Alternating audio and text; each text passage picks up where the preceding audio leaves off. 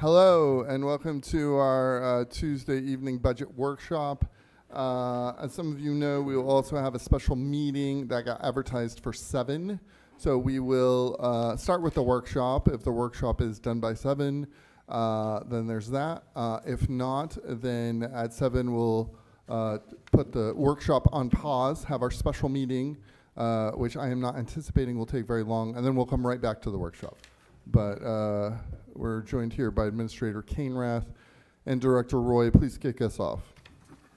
All right, thank you, Mr. Mayor. So I think tonight's workshop is largely going to center around, we have 2 amendments that were offered by councilors, Councilor Najin and also Councilor Chittum have 2 amendments they brought forward. So I don't know if we'd like to start with maybe them kind of introducing their amendments and the finance director to go through some of the numbers and the breakdown of those amendments, if that makes sense, or however you'd like to proceed. But we have 2 councilors who have sponsored amendments tonight before us. I had previously spoken with Director Roy. Maybe Director Roy could go over the amendments and numbers, and then we will kick it back to councilors. Sure. So Amendment 1 is Councilor Chittum's. You have the paper in front of you. He's looking at the Tier 3 without the take-home vehicles. If you remember, probably about 3 weeks ago, we started the Tier 1, Tier 2, Tier 3. So those items were to cover more of the homeless shelter from the TIF, $106,066. Remove the vehicles for LATC, the buses for $50,000. The workers' comp gap for reserves that we usually put a little bit in to cover our unfunded, $150,000. And Councilor Chittum is requesting without the take-home vehicles, so we would remove the gas, the repairs, and the air cards and the auto insurance for $297,500, $55,250, $18,198, and $120, $120,000. So we would have to add back in the 10 vehicles minus the trade-in as a reminder for $439,836.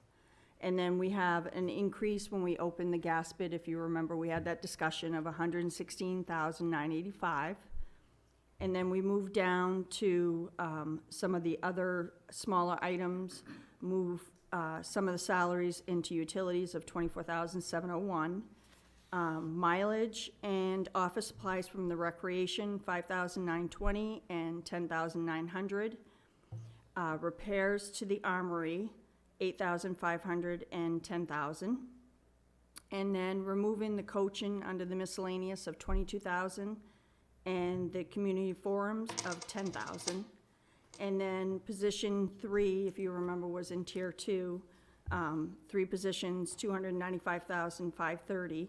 And then the positions 5 positions, $454,482, was a savings of $1,082,826. And then we had where we're going to add the state revenue sharing up to 100% of $580,813 to revenue. Increase building inspection fees of $150,000, and use up fund balance to get to the 9% of $1,950,153. And then additional to those 3 tiers that we had discussed, Councilor Chittum would like to see from the supply lines, $330,000. 2 additional positions of $176,328. Those, I believe, are the 2 vacancies that were discussed last week, 1 police officer, 1 firefighter. And then the request for other fees of $2,600 to be removed. So that would be a savings of $4,272,720. And then on the next page, you can see the tax rate sheet and how that would affect. It would reduce the operating expenses for the city to 3.8% and would bring down the proposed tax rate to 2.5%, which is below the CPI. So that was Councilor Chittum's amendment. Next was Councilor Najin's Amendment 2. Remove the same items as Councilor Chittum for the with the take-home vehicles. So we wouldn't be removing any of the police that Councilor Chittum is requesting. So the first item, of course, is the homeless shelter. We would cover $106,666 from the TIF. Next is the vehicle for the buses, $50,000. The workers' comp gap for reserve, $150,000. Mileage and office supplies from the recreation, $5,920 and $10,900. Armory repairs to building, $8,500 and $10,000. Miscellaneous services for coaching, $22,000. Miscellaneous services for community forum for $10,000. And then we would add the gas bid, the increase of $116,985. And then again, the revenue sharing up to the 100% of $580,813. Building inspection fees of $150,000. And then the fund balance up to 9%, $1,950,153.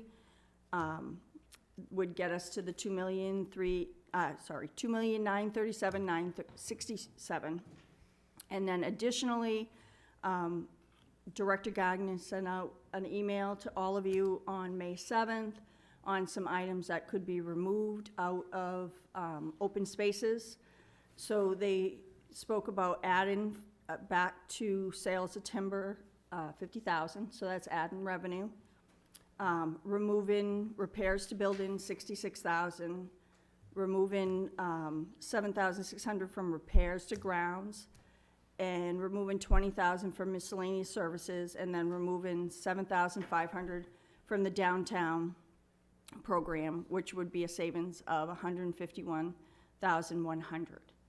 And then additionally, requesting positions, the MIS director, the senior assessor, the HR technician, another police officer to be frozen, 2 firefighters to be frozen, a caseworker, and the recreation administration assistant. And then all the benefits below are $874,571 together. So in total, the savings would be $3,963,638. On the next page is the tax rate sheet. That would bring the operating expenses down to 4.4% for the city, and would bring the proposed tax rate down to 3.3, right at that CPI. Thank you. Anything further, Director Roy or Administrator Kainrath? I would just like to mention on the supplies, with the, I took the supplies and I did like 10% across the board. The largest ones, of course, if you are gonna keep the police officers' vehicles in for the take-home, that is one of the largest, along with the gas. So if you wanna reduce supplies, the largest ones are the gas from Central Garage, which is gonna be needed, and the gas for PD take-home, and then, of course, sand and salt. Those are the 3 largest reductions if you're looking at taking 10% off the supply line. I just wanted to mention that. Thank you. Administrator Kainrath, did you have anything? I think we're ready for questions Yeah, or okay. discussion. So what I'd like to do is just proceed here in an orderly fashion with councilors, and we're going to start with the councilor from Ward 1. We're going to go down the row. I'd like to hear what you think about each proposal, where you're at, if you have questions. Can the department heads please raise their hand, those of you that are in the audience? We have a number of department heads here. Yeah, okay. I was looking for our Public Works Director. I found him. Yeah, so, yeah, we'll just go down the line for which proposal you support, or what proposal you support with modifications, if you have any. And then questions for department heads, et cetera. We'll go there. Councilor from Ward 1. Thank you, Mr. Mayor. This wasn't easy, and I worked with Councilor Longchamps on much of this. And the feeling was at the time that council perhaps did not support Tier 3 cuts. And so we had worked through to try to figure out positions that we could cut. And we've had conversations with some of the directors concerning these positions. Some of the directors are not happy about the proposals that are being put forward, to be clear. And I guess it's a starting place to have these conversations. Ultimately, we know that we have to get the budget to at least the Northeast CPI. How we do that, part of this, I think we have an opportunity to hear from some folks that have some concerns about some of the positions, and that would may be able to weigh upon us about those decisions. But one way or the other, both of these proposals include cut positions. The proposal from Councilor Chittum's, the proposal Councilor Chittum is putting out is cutting more positions overall. One of the challenges that I absolutely have right now is looking at the way that each of the departments function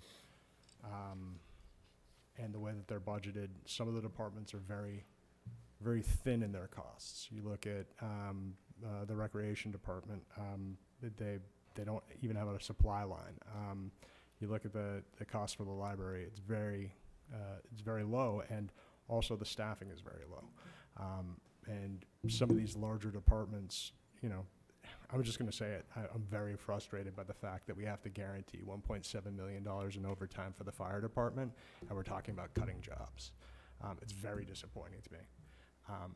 We're stuck in contractual agreements that don't allow us to find any efficiencies in this city at all. And now we're talking about jobs, and it just doesn't sit right with me.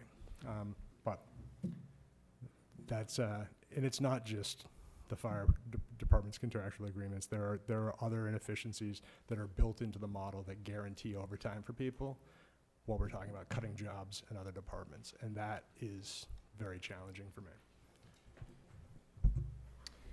Good evening. Thank you all for being here. This was not an easy task at all.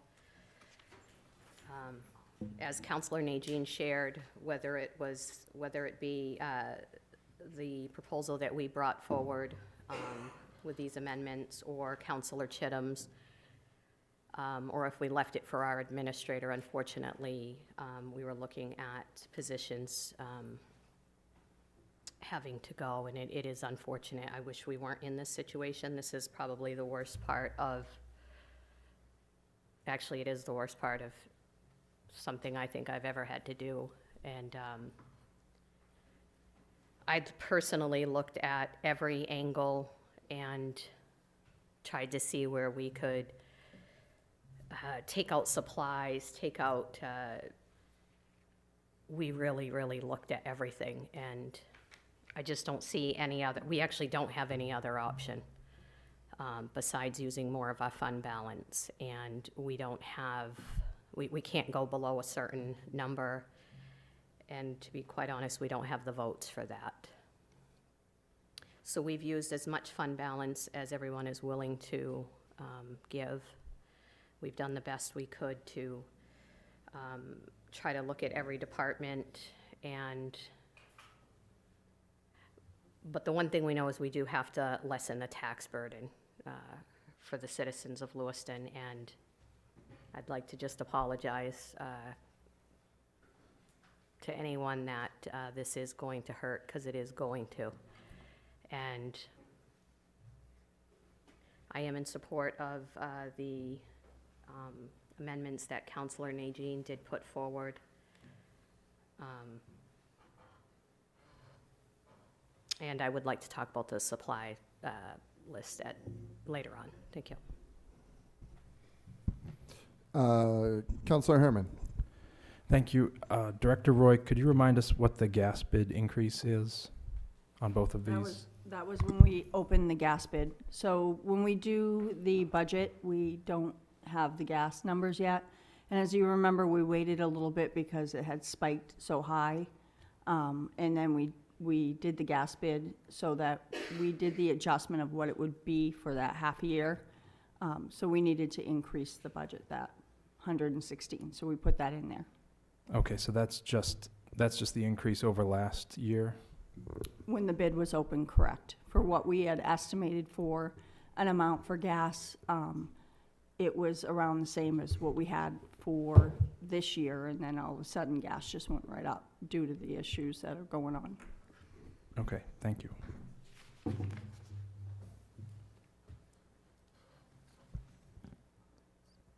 Anything else, Councilor Harriman? No, just seeing this and digesting it, and I may have more comments later. Do you have an idea about which amendment you're supporting at this point, if any? I will have to look them over first. I'm going to go at the end. Councilor Roy. Thank you, Mr. Mayor. I'll echo a few of our councilors that went before me. This is definitely not easy. I never really thought we'd be here. Out of both of these, I mean, I'm going to go with the one that cuts less positions because I was not in favor of cutting any positions at all. But unfortunately, I don't see us getting to a point of where we can do anything without cutting positions. The only other suggestion I would say, and I don't like this suggestion, is with going with Councilor Najean's proposal. But I mean, if we're talking about cutting positions and we're putting in take-home cars, I'm having a problem with that. I know the police department needs people, and I'm torn right now with this because I see people's jobs on the line and I see cars, you know, that we're buying. And I know it's going to be an added value to get police officers, but and I know we need it because the city right now, we need a spark. We need something to change things right now. I'm leaning towards Councilor Najean's proposal, and I'm just torn with the cars because I just don't know what the right way to go is with that. Because I've heard people on both sides. So that's my thing. I'm leaning towards Councilor Najean because it's the least amount of positions cut. So that would be what I'm looking at right now. Councilor Noble, your thoughts? So how many of these positions, how many of these people have bumping rights?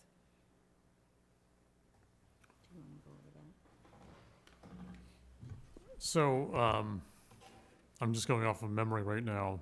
One second, Administrator Kenrath. Yes. Can you, for the general public, can you just explain what a bumping right is? Sure, our deputy administrator can also chime in on this, but this is your ability to bump or take the position of someone in your unit under the same contract of lesser seniority, a position that you're qualified for, and you would have bumping rights to do that. So 1, 2, I believe there are 4. Deputy Administrator, is that correct? 3 or 4? I believe there are 3. Right. A couple of these positions are not union positions. I'm not sure if one of them has any seniority to bump anyone, but I believe it might be Okay. just 3 that have. Is it just, I'm counting recreation admin, I'm counting caseworker, I'm counting MIS operations, Yeah, and it is senior 4. assessor. You are correct. It's 4, correct? Yep.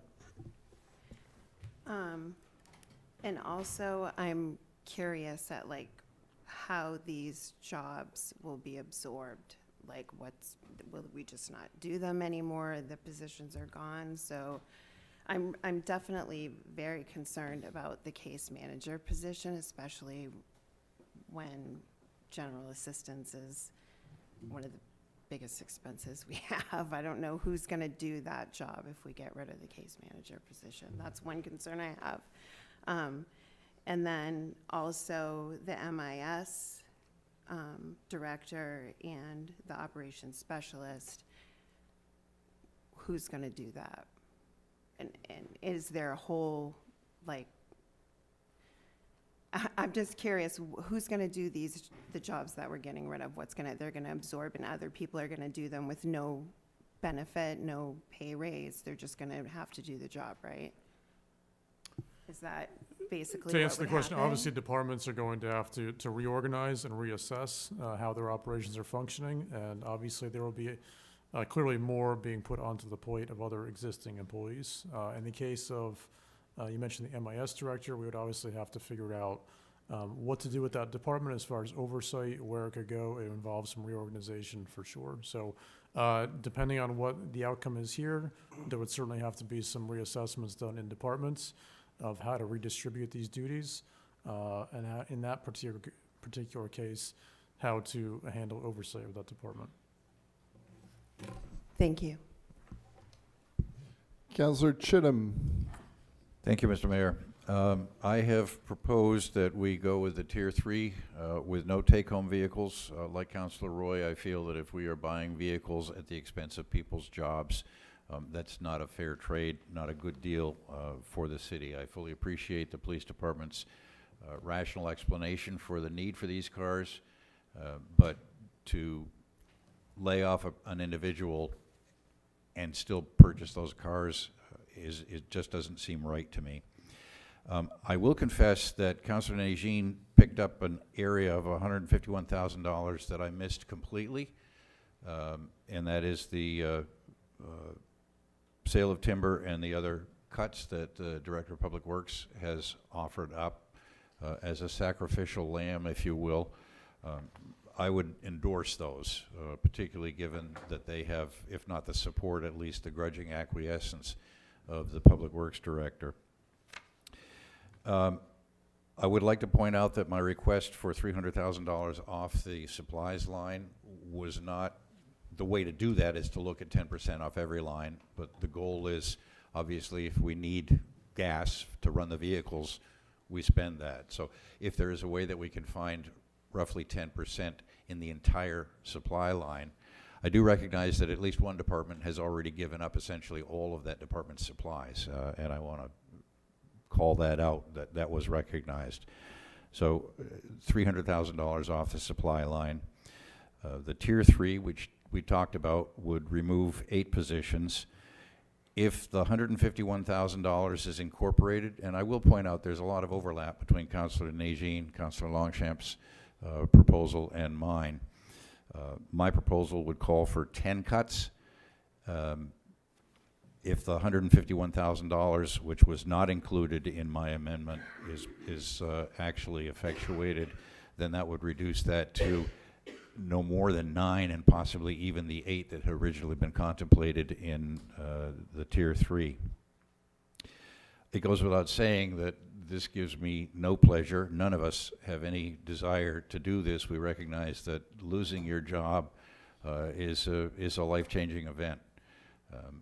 That has to be weighed against the increased costs right now, 7.98% tax increase, with the anticipation that there's going to be a very significant bump next year as a result of the implementation of the new assessments.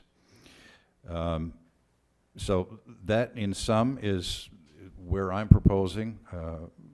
It does, with the inclusion of Director Gagne's $151,000, it does equal the number of cuts that Councillor Najin and Councillor Longshamp have proposed. I think there are 9 there, and this would be 8 plus 1 rather than plus 2. So both of them, unfortunately, entail the loss of 9 valuable positions.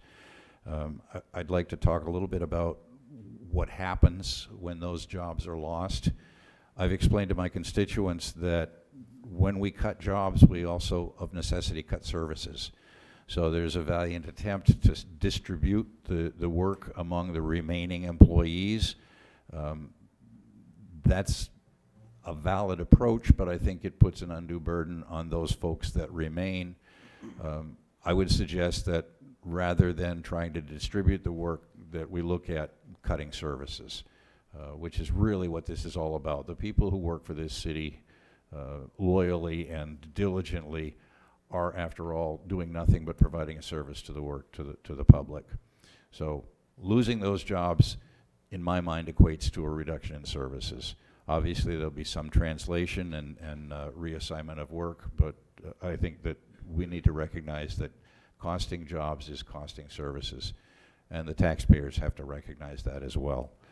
You can't have your cake and eat it too. I want low taxes and I want immaculate streets, I want a police force that prohibits crime completely. I want all these things, but I don't want to pay for them. And that's just not reality.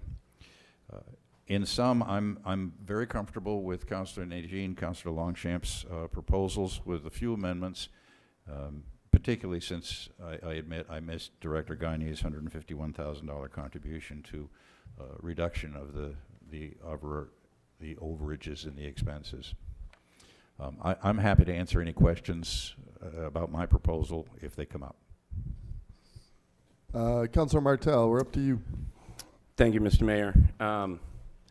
It was just a couple weeks ago that you ignored the stated agenda for a budget workshop to discuss the reevaluation due to public concerns. I'd like to ask you to pause this meeting right now, address the multiple shootings, the kidnapping and torture that happened recently, and someone using a vehicle as a weapon in an attempt to maim or murder another Lewiston resident. This is an extreme crisis, a public safety crisis that we're dealing with right now that trumps the concerns of the valuation, I would say, and you were willing to ignore a previous budget agenda to address that issue. So I'm asking if you'd pause this meeting right now and open that conversation. Yeah, I will not. Thank you, Councilor Martel. Do you have anything to talk about the current topic? Or we're talking about proposals, Amendment 1 and Amendment 2. Would you be willing to give me a reason why you're not willing to do that? We're here discussing, for no other reason than this is a budget workshop. And that was the case 2 weeks ago when you hijacked the meeting to discuss this is not up for debate. I'm not arguing with you. Do you have anything to add about the budget? Do you not feel like the 1 public safety crisis or warrants a Amendment discussion? 2? If you're done discussing the budget or refuse to, I'm not. we'll move on. I was hoping you'd answer us and the public that are kind of worried in our city right now. No? Anything about the budget? It's the kind of leadership I've come to expect from you, Mr. Mayor. I would like to address the budget. I will not support anything that gets rid of take-home cars for our police. We're not cutting any positions in order to provide these take-home cars for the police. We're bonding it. The budget actually goes down this year if we provide the take-home cruisers for our police department. If there's anyone in the city right now that thinks that we don't need more police officers and more public safety, then I would invite them to come have a conversation with me after this meeting. As far as the budget goes, I am in favor of Councilor Najin and Councilor Longchamp's presentation. It doesn't cut as much as I would like to cut. I don't envy cutting anybody's jobs, but the bottom line is that government doesn't owe you a job. And secondary to that, for everyone that sits up here and is upset about individuals having to lose their positions, I can relate with that. And I empathize with those that might lose their jobs. But I also sat with an 84-year-old man 2 days ago that is too disabled to leave his home to get groceries. He paid off his house years ago. But he is in a position where he's now going to go back into debt with a home equity loan just to pay his taxes. Or the man that can't go to the store to get milk and bread is going to have to uproot his life, sell his home, and move because we're not willing to make the necessary cuts in order to ease this burden on our taxpayers. We continue to go back into the same pockets of the same taxpayers over and over again. And it's just not sustainable. I don't like the idea that we're using all this fund balance. This is what we've done for the 3 years leading up to this. Kick the can down the road, tap the savings, not make any cuts. It's unfortunate that this has all come to this crucible, this pinnacle, where such drastic actions are necessary to remedy the ineptitude and the inaction of the majority of this council for 3 years, 3 budgets leading up to now. The reevaluation is separate from the tax burden. We don't have to collect any taxes that we don't spend. If we spend less, we can collect less. The reevaluation is a fault that lies on both sides of the aisle over a number of administrations for 30 some odd years. No qualms with that. The spending has gotten out of control, and that is why taxpayers are facing the burden that they are. So I don't want to see anyone lose their job. But if you give me the option between someone losing their job or someone losing their home, I'm sorry, but you're going to have to go find new work. Thank you, councilors. Do we have Director of Rec here? Nicole Welsh? Yes, okay. Can you join us here?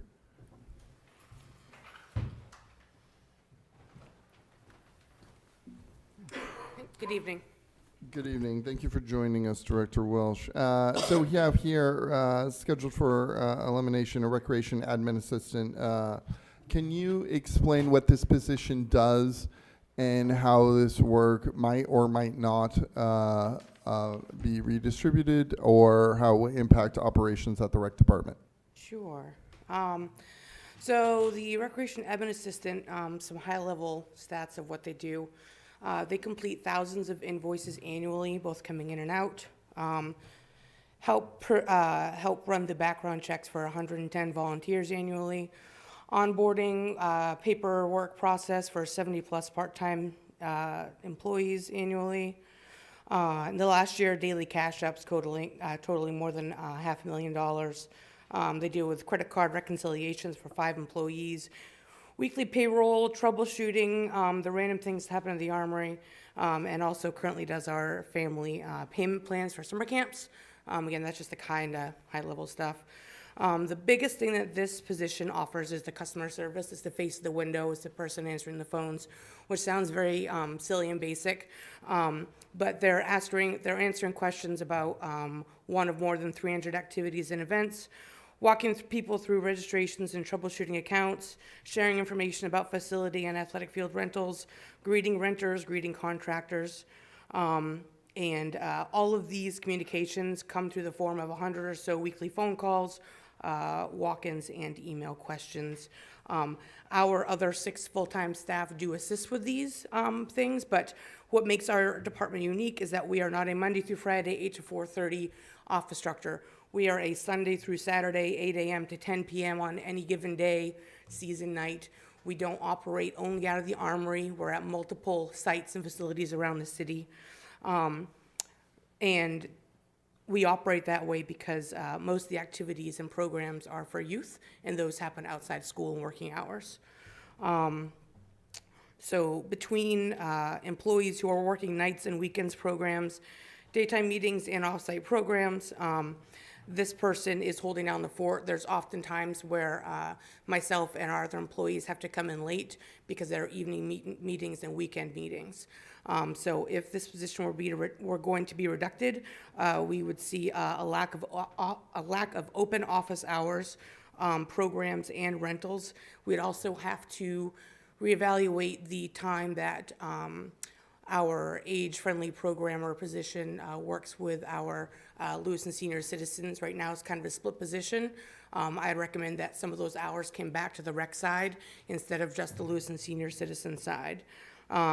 So this position holds down the fort while we are at Kennedy Park Pool, track meets, collaboration meetings, coach trainings, camp, senior trips, practices, and all other hands-on-deck occurrences that make the department what it is. Thank you. Since we have Director Welsh here at the podium, do councilors have any questions before I move to the next department head? Councilor Longchamps. Thank you so much for being here during this very challenging time. In that department, can you tell me again how many people there are? We have 7 full-time positions. 7 full-time. Yep. And right now, we've actually hit a good stride where we have one person assigned to kind of each pillar, if you will, or each silo. We have senior citizen and older adults. We have adult programs, youth programs, summer camps, youth and family events. So we're kind of hitting every single nugget right now. They were all very difficult. Not one was more difficult than the other, to be honest. But this here, the rec has done some really phenomenal work over the last few years. And what's amazing is it's not just kids, right? It's really helping our elderly. And so Yeah, that, and I have another question. Kennedy Park Pool, how much does that cost us a year? Operations-wise, I would defer to Director Gagnon. We usually budget $60,000 to $65,000 for temporary wages. That is roughly 7.5 to 8 weeks of temporary part-time employees, and that also includes the cost of an aquatics director and any training that we need. I'm just going to ask this question. If we were to not fund that, the Kennedy Park Pool, and possibly keep this position in, how would you feel about that? Honestly, I mean, this is probably going to sound very, on the line. Both are needed. They both serve very different purposes in the community. One is, keeping day-to-day operations up and running at the Armory, while multiple staff are running around the city, doing programs, events, meetings, collabs, and such. The pool is literally like a life-saving, skill-building facility that gives our kids and families a chance to go swimming, not only just cooling off down in the summer. It often serves as a early employment stage for a lot of our local youth, and it's important life-saving skills that kids learn. A lot of kids don't get to use pools and don't have access to waterfronts. If we were a coastal town, that might be different. But having that pool open in the summer is really important for our younger residents to learn how to swim. Thank you. That's it for now.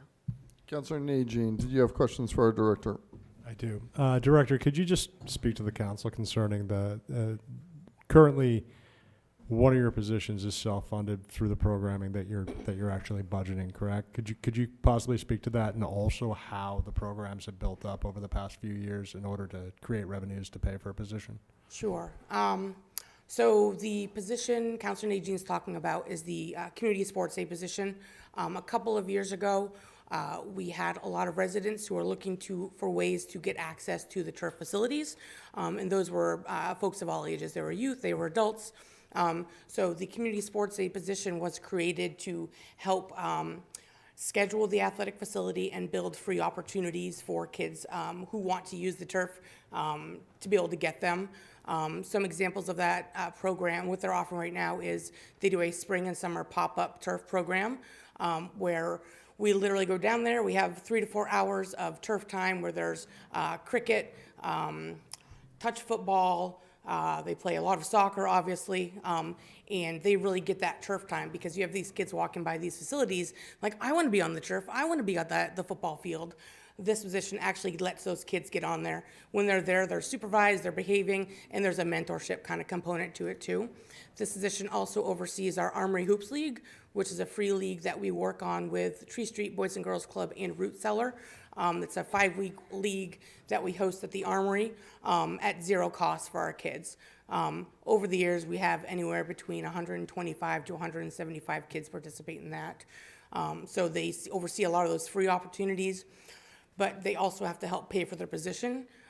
So the department covers the salary side. The benefits are still covered on the tax side. So as part of that revenue generating piece, they help to run our youth basketball program, youth soccer program, t-ball program, and they also help with other programs that might need some assistance throughout the year. And removing this position, would that affect your ability to generate revenues in order to pay for this other position? Is it going to stretch? Like, my question is, right now, I think we're all seeing that we need youth activity in our community that is positive, with mentorship, the presence of adults and older youth being supportive role models. Removing the position that I've proposed, does that hurt your ability to actually run the department as far as fundraising is concerned? It's a trickle effect. The 1,000 invoices I mentioned, running background checks on volunteers, onboarding employees, the credit card, like cash ups, like that all still has to happen. Ultimately, that would probably fall on myself and the deputy director. By that happening, we have then less opportunities to produce those community collaborations, meet with people, train new coaches and such, and provide more programming support. It's a lot of these tasks have to be absorbed, and I think that we would see a drop in services. We definitely wouldn't see any new programs in the next couple of years. And kind of how I mentioned earlier, we're really starting to hit our stride where we're fully staffed. We're starting to do some of those unique different programs. We have like a skateboarding program downtown now. We have 10 people sign up for that. We have an archery program. We have a safe sitter program. We're really starting to hit those kind of niche programs, so that way it's not just soccer anymore. You know, it's not just senior citizen bingo anymore. We're really starting to activate not just the youth, but more of the older population as well. I assume that also provides supports for working families and opportunity for volunteering as well, correct? Yes, yep, 100%. Any other questions from councilors for Director Welsh? Thank you, Director Welsh. Thank you. Chief Conley, if you could just join us at the podium here, that'd be lovely. So we have slated to freeze another police officer position. We already had 2 frozen, so would this be a third, or have I lost count? 4, I believe. This would bring it to 4. I believe so. Okay. And so how many positions does this leave open for your department? It's hard to keep up with the math on this. So we currently have 7 positions open right now. It would be 9 if you weren't counting the frozen that were already existing. So if we have 7 minus 4, we'd have 3 open. 3 open. Sorry, 5. 5 open. Yeah. Okay. And you have some looking down the rest of the year. There are some officers who are going to be retiring, correct? Yes, we have 3 that we know of that will be retiring. One's done in a couple weeks. We have 1 about a month from now, and then 1 in September. Okay. And then those positions would, be open Be until open, filled. yes. Yeah. Yep.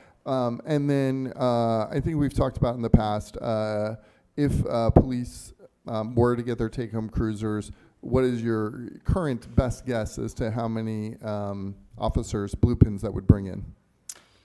Our best guess at this point from what we're hearing is, and again, I hate to give you a guarantee, but we've been told at least 4. In the absence of the take-home police cruisers, we are unlikely just to get 4 blue pins to come on over. It doesn't, no. I mean, we've tried several things at this point, and that's really, this is kind of what we're looking at, the road we're going down. We think this is to be honest, our best option. Understood. And then, so it looks like, from where I sit, perhaps the freezing of this position, the department would be okay, given the positions that are coming up that are going to be vacated, or what is your thoughts on that? Understanding that you would like to have no positions frozen. Yeah, I mean, certainly we don't like having positions, frozen, but, the reality is, the budget is tight this year. We're aware of that. And, I've done some of the numbers and looked at how things tend to ebb and flow. It seems tight to say we're only going to have this many positions to fill, but the reality is, I know then we'll have 3 more retirements, and we could potentially have more. So I really, to be honest, think that the department can sustain that, even should we get the take-home cars. I think we'll be able to manage that. Okay, thank you, Chief. I appreciate your honest assessment here. Yes, questions for the Chief while we got her here. Councilor Najin. Thank you, Mr. Mayor. We had actually discussed this as well. I had called you to ask whether or not you felt you could fill that position. And the feeling, I think, was that you'd have a difficult time filling that position right now as well, right? Yes. So one of the questions that I have, considering all of the frozen positions that we're looking at, I know that there's a $980,000 that is being transferred from the congressional spending account into the take-home cars. Does the take-home car formulation and the cost drop based on the fact that are we talking about 5 less cars because there's 5 less or 4 less cars because there's 4 less officers? Could you speak to that at all? So I don't know that it would necessarily lower the cars. It could initially, but I think that the challenge with that, right, is you want all of the vehicles to be sort of on that same line. And should we fill those positions? But I mean, it's certainly something that we could look at. And I don't know if you could answer this or not, but we were adding 10 cars back into the budget if we cut the take-home cars. From my understanding, that is a low number, correct? Yeah, I It would believe normally be 15 I believe cars. we requested 14 this year, and that was cut down to 10. And right now we have 17 cars operational, or I believe so. out of a department of how many people? If we're full complement, we're 86. Right now, we're at 77. How many times have we called out every officer on duty in the past week? Quite a bit, and it's funny you bring that up. The reality is we had, I'm sure many are aware of the issues we're facing in the city right now. We had a situation just recently where with one of the shootings where we were fortunate to have an officer that wasn't working, had come in early, and we were scrambling around to get him a car. And that's, obviously one of the other things that we look at with, is the take-home car a recruitment thing? Yes, but it's also a deterrent. It's having officers be ready to go, ready, available to respond at any time. And, we've had several incidents in the past month, unfortunately, where we've had people doubled up in, CID cars, which is our detective cars that don't have necessarily lights and sirens, or at least the cages and all the equipment that you need. And that's certainly a challenge for us at times. I think speaking to the operational readiness of the department, having the tools in order to respond. I can speak to a week ago, I had a vehicle show up on my front lawn that was that had been stolen. And the people who had stolen the car ran away, and we had, I think, 7 officers respond to it at 1 o'clock in the morning. And, this is happening in my neighborhood. The shooting that happened on Avon Street is right down the street. I think it's tough when we look at new programs, but I think there are very valid arguments for why we have to consider this, including the fact that it reduces the overall budget for next year, the year after, and the year after for vehicle replacement, which makes it easier when we're trying to figure out where revenues are coming from. Councilor Longchamp, did you have something? Yes, thank you, Mayor. Thank you, Chief. When we looked at your department, we recognize that you did have 2 frozen from last year. And during the beginning of our budget process, you guys were willing to freeze another one, and then we came back and asked for another one. Yes. So that's 4 in total, and we greatly appreciate it. Also, from my understanding, if for some reason all of the positions are filled and we find the need to add another one, you can always come back to council and request that. Without a doubt, we have to figure out a way to attract people to come and work here in Lewiston. And I understand that, each year we're always adding something new or trying something different to recruit people, but that's what recruitment is. Just a few days ago, we had a few hours spanned, I want to say from like 1 to 4 or 1 to 5, where on Howe Street, I was actually right there when 2 groups of young adults and teenagers were firing at each other. And I can't tell you how many police were there and then just continued to show up to surround that building. And shortly after that, we had a fire on Bradley Street where then police needed to be there. And then shortly after that, we had a car that hit a pedestrian purposely. And there were lots of dangers surrounding that. So without a doubt, we have to find ways to recruit. You know, I've been in support of this, and I just hope with the recent events that have happened, this is what we're up against. Spring is here. We've had several shootings, and Excuse me, Counselor, Yeah. do you have questions for Sorry. the chief? well, I'm not done yet. Yeah, well, please But, continue with your questions. You know, so there's reasons why we need to support the take-home vehicles. And I just wanted to express, obviously, those things that have just occurred in hopes that you do get the support that our police department does need. Thank you. Thank you. Any questions for the chief? Yes, Counselor Chittum and then Counselor Martell. Thank you, Mr. Mayor. Chief, thank you for all of your service and that of your department. One quick question for you. Are you aware of how many other local municipalities have take-home vehicles in the state of Maine? So we would be the first larger department. So throughout the state, you obviously have like the various counties and the state police, and I believe there's one small one, I don't want to misquote it, like Wiscasset or something along, but we would certainly be the largest municipal agent, or the first municipal agency of our size in the state. Thank you, I appreciate that. Thank you, Chief. I just want to accommodate you and your staff for dealing with the third world crime and chaos that Lewiston seems to have come under. Councilor Longchamp's mentioned a lot of the things that have been going on lately. I just wanted to point out the recent kidnapping and torture.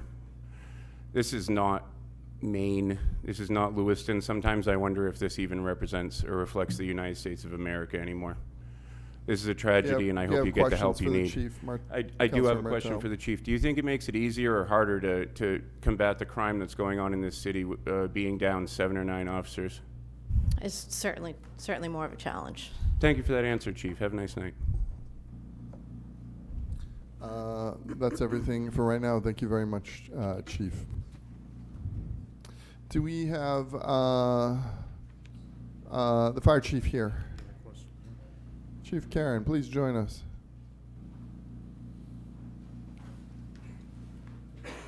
So on the Amendment 2 proposal, we have 2 additional firefighters slated to be frozen. Will this, I had concerns the other night that even one would affect overtime. I guess, can you speak to that? Yes. So, or your thoughts in general on this, too? when I was asked about potential cuts, I did propose that I could probably get by with one less entry-level firefighter, a replacement firefighter. When I said that, I was being extremely optimistic that next fiscal year that I would have less overtime and long-term injuries, less long-term injuries and illnesses that I had this year. 2 is not manageable. If you go forward and don't fund 2 of those positions, it will increase the budget, not decrease the budget. I will be paying overtime every day instead of straight time at entry-level wages for that replacement person. If you didn't fund 1, that would leave me 2, and as I said, I could do the best job I could moving that person around in the spots where they're needed to minimize the overtime. But if you don't fund 2 of those, I will only have 1 for the entire department across 3 shifts, and it will most certainly increase the overtime more than the reduction in salary of that person. Thank you for that feedback, Chief Karen. Do we have any questions for the fire chief since we got him here at the podium? Yes, Councilor Najin. It's more comments, but part of it is a question as well. I had talked about the 2 new programs, which was a fire marshal and the assistant fire chief, who again apparently is not a new position. They were there until 2010, the last time we had a serious financial impact to the city. The challenge that I'm having is I don't sit with the same view that some of the other councilors do. There are 2 employees of this municipality that live within my neighborhood. One of them is seeing cuts to their department, and they're also taxpayers, and they matter. Their jobs matter, and their contributions matter. The challenge that I'm having is these are unfilled positions, and I understand that because of the inefficiencies in scheduling with the department, we're stuck with this. And so, like, what I'm asking for ultimately going forward is a reorg so that we can. I also admit the city is 35 square miles. The reason why the fire departments are where the fire departments are is because we have to respond to fires all over the city and keep the city safe. There's no question that the work that that the fire department does is essential to public safety in this community. But these overtime lines, when compared to losing a person's job in the city, is challenging. And I understand that we're underfunding this municipality and have been for a long time. We have to find a balance there somewhere, and that's why that proposal came through with the 2 positions. If you're telling me how much that this is going to cost us more on the overall budget, I'd like to know how much it is. So, with the current wage that'll be in place on July 1st, with the contractual increase, an entry-level firefighter will be approximately $84,000 a year. If I was going to replace every one of those shifts at overtime at the median wage, it would cost $137,000. And I also went by and got some actual numbers from this current fiscal year. So, to date, we've spent $83,000. The R persons have cost, it's difficult for me to explain this in 10 minutes because it's complex. So when I hire people, usually hire them in groups, and even though we fund them for the entire fiscal year, they're usually vacant for some portion of that time, because as we hire people, and then through attrition, they move up into permanent spots, and then that spot is vacant, and then we wait till we have at least 2, and then we hire, because it's easier to hire 2. We have economies of scale of training and getting them assimilated to the department. We don't just hire people and put them on the truck the next day. So it takes time to get them trained for the job. So there's always a surplus in the regular salaries line due to those vacant positions. So even though we might fund 3, in reality, it might be 1.5 at the end of the year, right? Through the vacancies. So for this current year, fiscal year, we spent $83,000 on our personnel, replacement personnel. If those people were not available, and I had to hire for the actual vacancy, person for person, at that wage, the actual wage of the person who was out on injury, I would have spent $166,000, twice as much. The R persons, the replacement people that we're talking about, are very cost effective. Councilor Councilor Longchamp, did you have a question for the chief? I have a question, and I probably will have some comments. Thank you, Chief, for being here. I am concerned with the overtime if we do freeze these 2 positions. And I was one of the counselors that, because the positions are not full at this time, said, let's freeze those positions. But I do understand after, you explaining this and speaking with you, I am concerned about the 2 positions, and then there being a lot of overtime that the city then is having to absorb and pay in the long run. I'll be asking questions after the end of this to our administrator regarding deductions, maybe in different areas to fill, maybe to put one of them back. But don't think right now is the time for me to talk about that. Thank you. Any, yes, Councilor Martell, yes, please. Thank you, Mr. Mayor. Thank you for coming tonight, Chief. I've got a question. You said that an entry-level firefighter makes roughly $85,000 a year. Is that the rate that you quoted? 85,000, 84,000. 84? Okay, I used 85 for my math, but 85 times 4, say we opened and gave you 4 positions, 85,000 times 4 positions is $340,000. If we give you those 4 positions and the $340,000 to do it, can we take $500K from your overtime and have you fill in the void there? You want to hire in groups, bring in 4 guys, entry level, young bucks ready to do some work. You get a little bit of surplus there, and we can cut your budget, your overtime budget, $500K, save the city 160 grand in the meantime. Could you make that work? No, Why? because the current budget for the overtime was based on having 3 replacement personnel already on the books. So you're talking about only adding 1 additional person and cutting the overtime by $500,000. I mean, it doesn't seem like we can, and I don't want to seem like I've got something against the fire department. I'm very enthusiastic about public safety and first responders. It just seems like none of the proposals that we give to you seem like they're going to work. Can't cut your overtime, can't freeze 2 positions. We just got done listening to Chief Conley say she's down 9 with the rash of violence that we're dealing with in the city right now. It's just, we're trying to work with you, and it just doesn't seem like there's any scenarios that we're able to present to you in order to cut some money off the budget that you find satisfactory. So if what we're proposing doesn't work, I would like to ask you to present us something that you could finagle and could work in order so that we can take some money off the budget. Because there's a lot of departments with at least or more open positions right now, and they might not all be as critical as the fire department, and I understand that.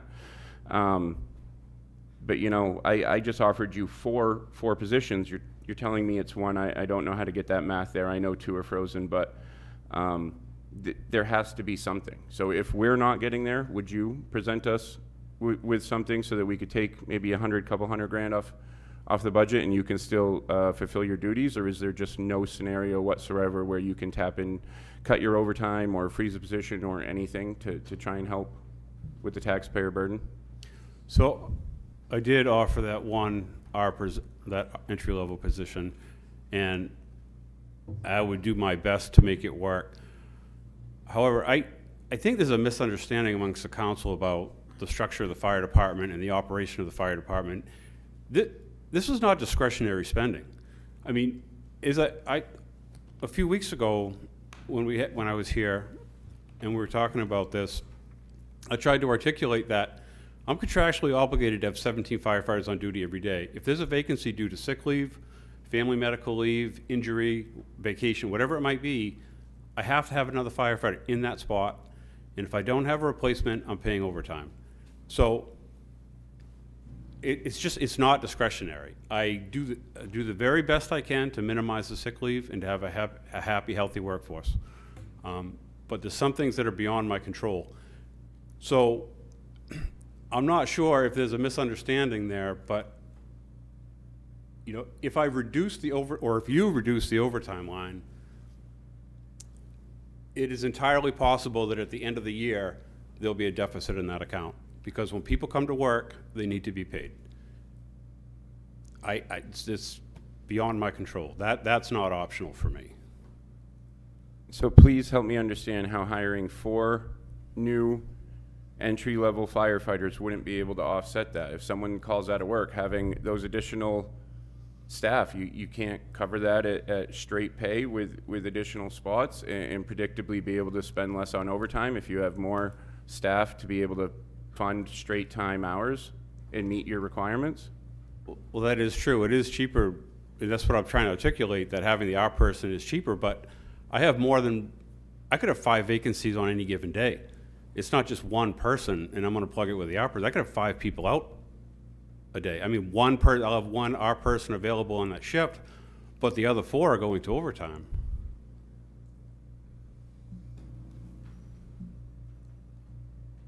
I'm not, I'm not able to see the connection here, so, I'm just gonna stand by what I said. Like, we have to take money off the budget, and it just seems like there's no scenario that's gonna be palatable or, sufficient for you to meet your requirements. So, I mean, what I'm hearing is like, you know, too bad, we need the overtime, and we can't cut more than one guy, and otherwise, like, that's what we've got to deal with. We are making cuts across the board. We're taking people's jobs, and I just hear you say that, you know, your willingness to freeze one position, it just, I don't know. I'm seeing a lot of people make a lot of sacrifices. We're seeing people, regardless of what tier or what proposal we're gonna go with, is a lot of people across the city losing their jobs, and I absolutely appreciate. I think you're an amazing advocate for your department. I just we're charged with a different task up here, and you know, it's just difficult to make 2 and 2 plus 4 equal 4. Sorry, but I do appreciate what you do, and I thank you for your service and that of your staff. It's not lost on me. We're just trying to sharpen our pencil up here for the taxpayers, and I hope you understand that. Councilor Chittum, did you have something? I did. Thank you, Mr. Mayor. Chief, when you do your calculus for how many people need to be on, I believe you said you need to have 17 people on duty. Yes. 24 hours a day. Yes. How does that, is that frontline firefighters? How does the administration figure into that? The point I'm getting to is that does administration factor into that 17-man requirement? Do you have room in your upper echelons where you could distribute work or not do work by cutting an upper echelon position rather than a firefighter position? So the 17 firefighting positions are all union members. It's contractual. I can't substitute. I can't pick up a shift, a vacancy, and just, you know, work on the truck that day. So that's all contractual language. The other staff is very busy. I'm not sure if you have a position in mind that you're suggesting, but the fire prevention staff is extremely busy all day long dealing with the unsafe conditions in the city and the blight, and it's an enormous task. If you spent a day with them, you would see what they deal with.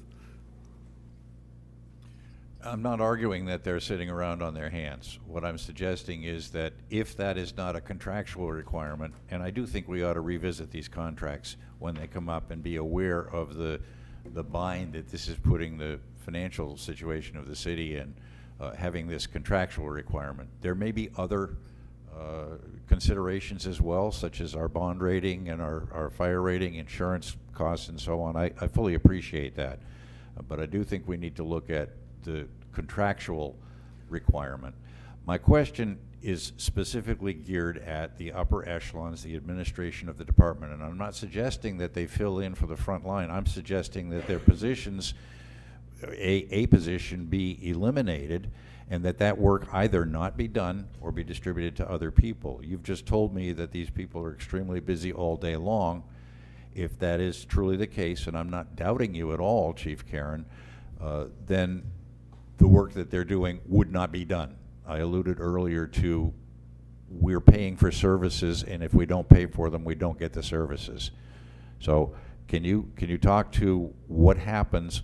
First of all, how many of your non-union upper echelon members of the fire department are there? So there's 3. There's myself, my assistant chief, and a deputy fire chief. And does everyone else factor into the 17-person per shift requirement? No. So we have a maintenance technician who's part of the ProTech union. He's not part of the firefighters union, and there's 2 admin staff. The fire inspectors are covered under the same bargaining contract as the firefighters, and in that contractual language, to eliminate one of those, they would the last time one was eliminated, he was put on the floor as a firefighter, so which would happen in this scenario. That was arbitrated, and so that scenario would repeat. Okay. All right. So given that the constraint is that we require by contract 17 firefighters on 3 times a day, that boils down then to the 3 that you've mentioned that are non-union members and the non-firefighting union members who may well have bumping rights. Is that correct? I'm assuming he would have, the maintenance tech would have bumping rights. I don't know, but again, I can tell you that he's another employee that saves the city an enormous amount of money by working on the vehicles instead of sending them all out to repair for quadruple what his hourly rate. So I mean, I would be reluctant to let that position go. I think it would cost the city more money. Okay. Just so we understand each other, I'm reluctant to let anybody go as well, Chief. So I fully understand your position. So what it sounds to me like is that if there are personnel cuts to be made in the fire department, it's one of 3 positions. Is that a fair statement? No, well, you can cut any position you want. I mean, there may be repercussions. I mean, yeah, if you're asking me where the low-hanging fruit is, yes, it's the non-union. But I think I've articulated this in prior meetings that, that the deputy fire chief, position was eliminated back in 2010, and it took up until a couple of years ago to get that back. And it was very difficult to recruit somebody for that position because everyone said, don't go work in Lewiston. They're gonna get laid off next year. They're not gonna fund that position.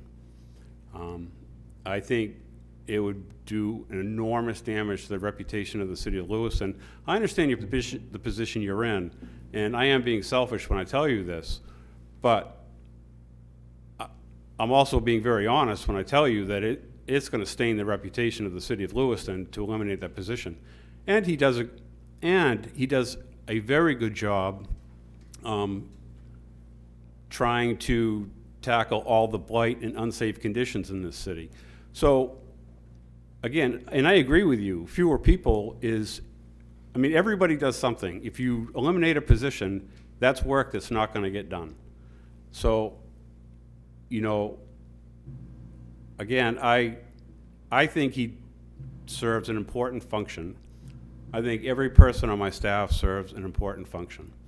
I understand your need to have cuts.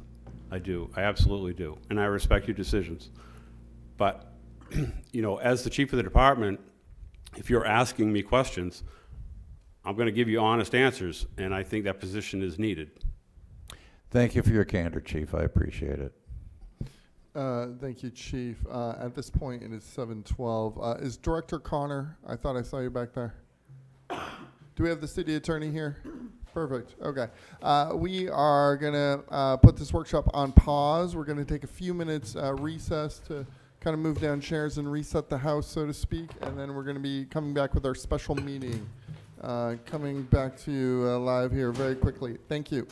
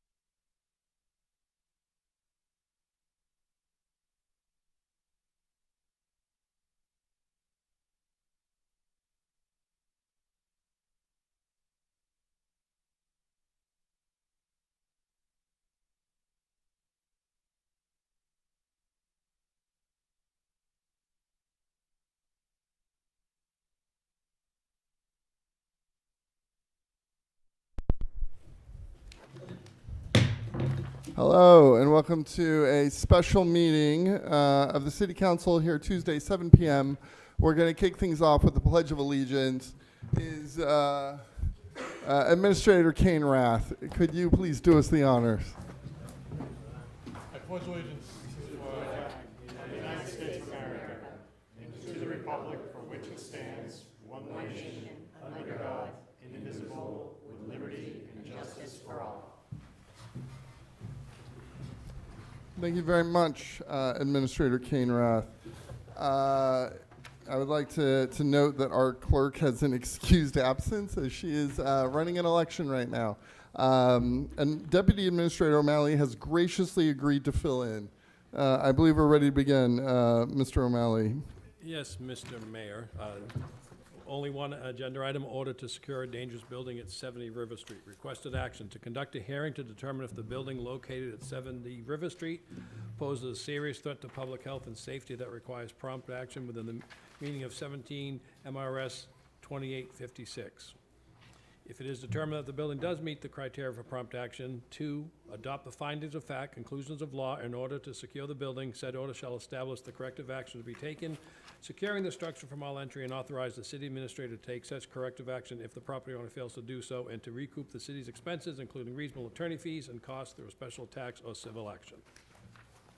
Thank you. We will now begin the hearing. Are you ready? Okay. This evening, we will conduct a hearing to determine whether the structure at 70 River Street poses a serious threat to public safety within the means of sections 2856 of Title 17, and if so, whether the threat to the public health and safety requires prompt action. If the council makes either determination, it will then determine what actions the property owner must take. The structure is owned by Scott Clifford. The land is owned by Franklin Property Trust, LLC. In the past, the city council understood Stephanie Clifford was a tenant at the property. She has wrote to city staff that she has not been at the property since June of last year and has nothing to do with the property. I ask that any owner or party of interest, including the tenants, introduce yourself, including your name, address, and position. Is an owner, party in interest, or representative present?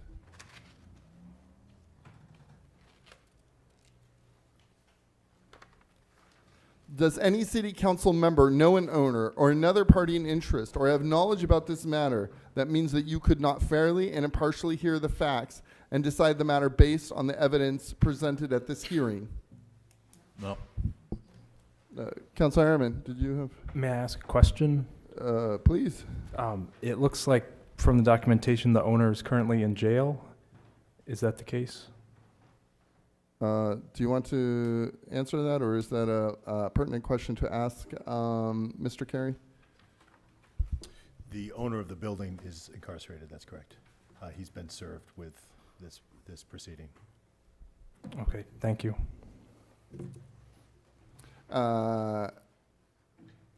There's no one knows an owner or party of interest then among the council. Okay. The hearing will be conducted according to the mayor's procedures for a dangerous building hearing, which I read at the September 3, 2024 council meeting and are included in your packets.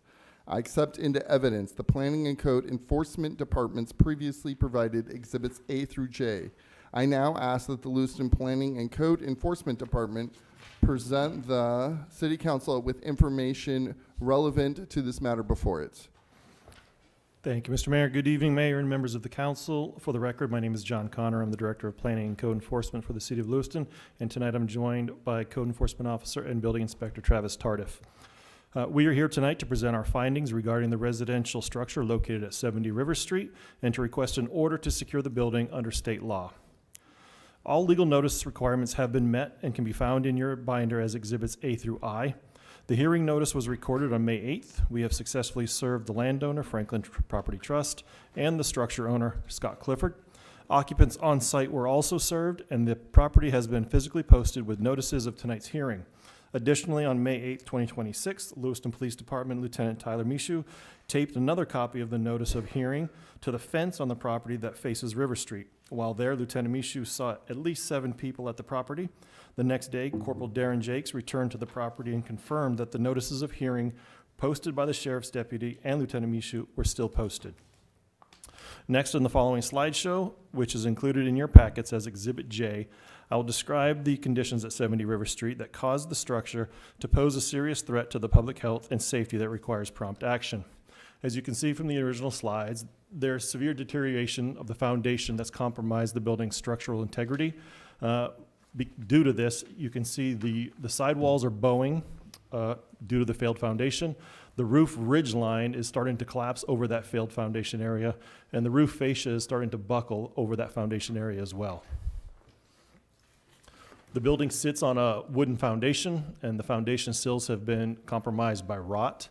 There's a large hole in the foundation that exposes the foundation to winter weather, and it increases the amount of deterioration, which is exacerbated by the excavation of the ground outside the foundation.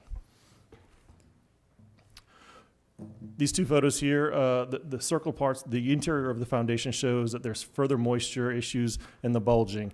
If you're asking where the bulging is, the photo to the right where that arrow is pointing looks like a black mold stain. It's actually a bulge in the foundation that's starting to come into the space.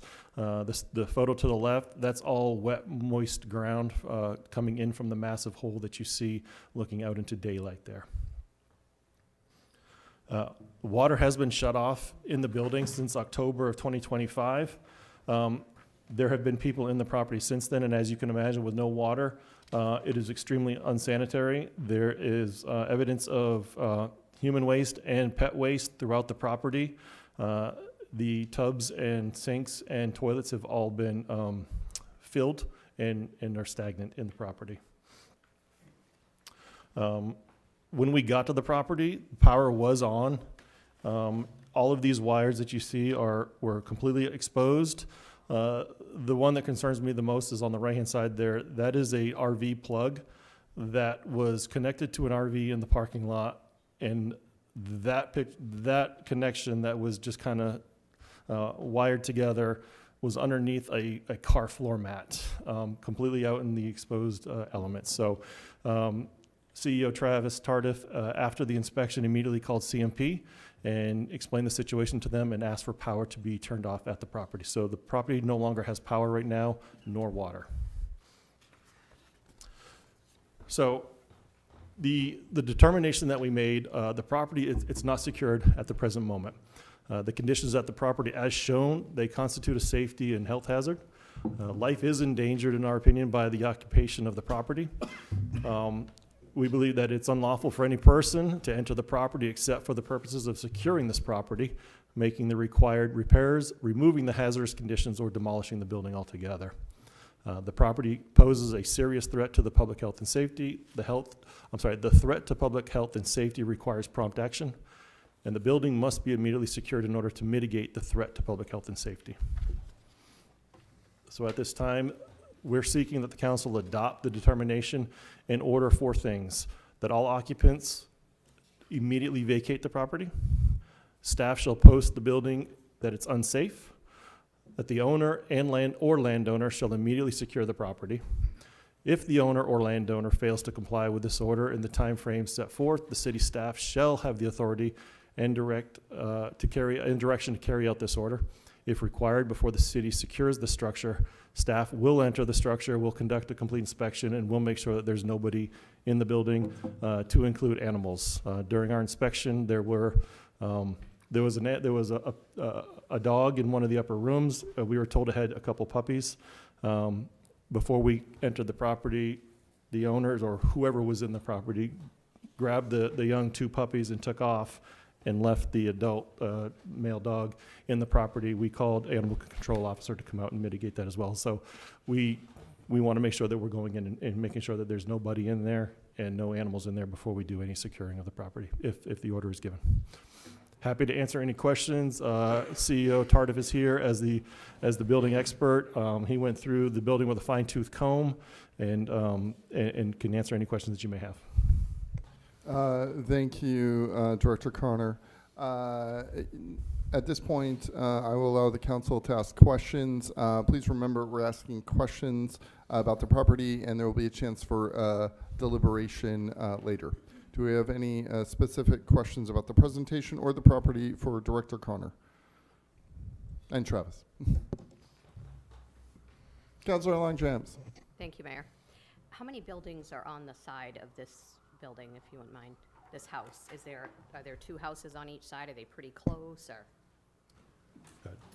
It's one house with 2 attached garages. Yeah, do they have neighbors? Oh. Sorry, that's what I meant. Yes, there's a neighbor to the back on, what's the name of that street? I forget the name of it. It's a safe distance away. It's not like some of the others that we have brought before you that are Okay. close Yeah, together. that's what I was Yes. concerned about with fires and stuff.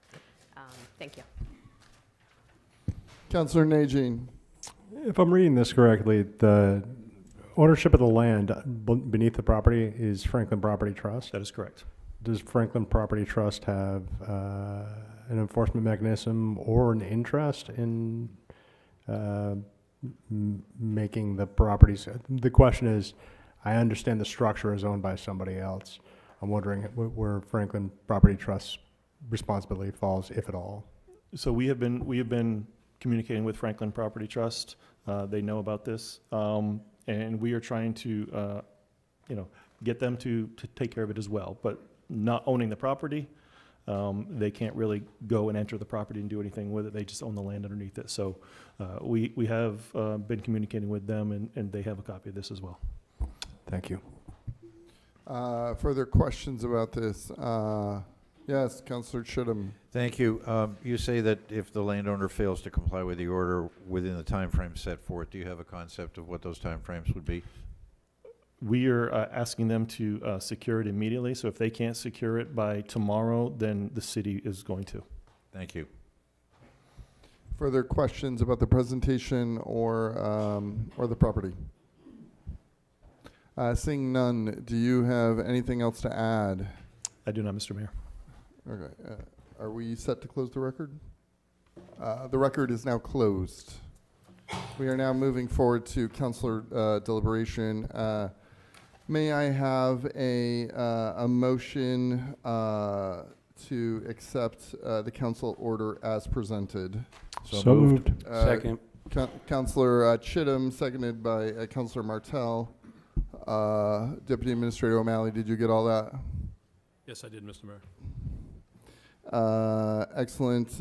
We now have a motion on the floor. Any thoughts or deliberation here? Questions, comments from the council? Councilor Najin. I just wanted to state that these condemnation hearings, I think, are very important. We just heard from the fire department about conditions of blight in our community, and these are the tools that we can use in order to enforce compliance with our codes, and either get people to either invest or divest from properties that are blighted and create conditions that overburden our public services. Further thoughts from the council before we vote? Deputy Administrator O'Malley, are you prepared to conduct a vote at this time? Yes, I am, Mr. Mayor. Please call the vote. Council from Ward 1, Yes. Ward 2, Yes. Ward 3, Yes. Ward 4, Yes. Ward 5, Yes. Ward 6, Yes. Ward 7. Yes. Passes 7-0, Mr. Mayor. Thank you very much, Deputy Administrator O'Malley. We appreciate your service. Thank you for Mr. Carey joining us. Staff, thank you very much. This now concludes our special meeting. We're going to take a brief recess so that way we can, head back into our budget workshop.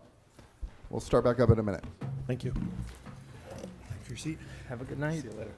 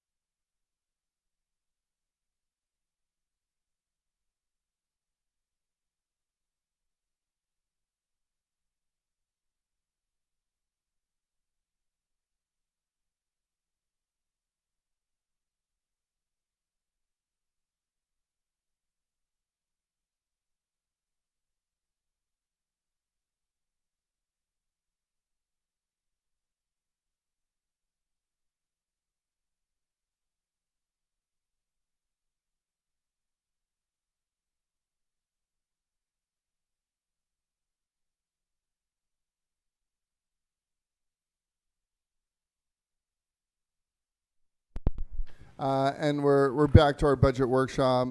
Thank you, everyone, for your patience. Did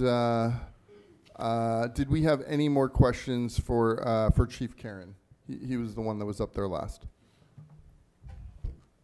Okay. Do we have Director Terrio still available?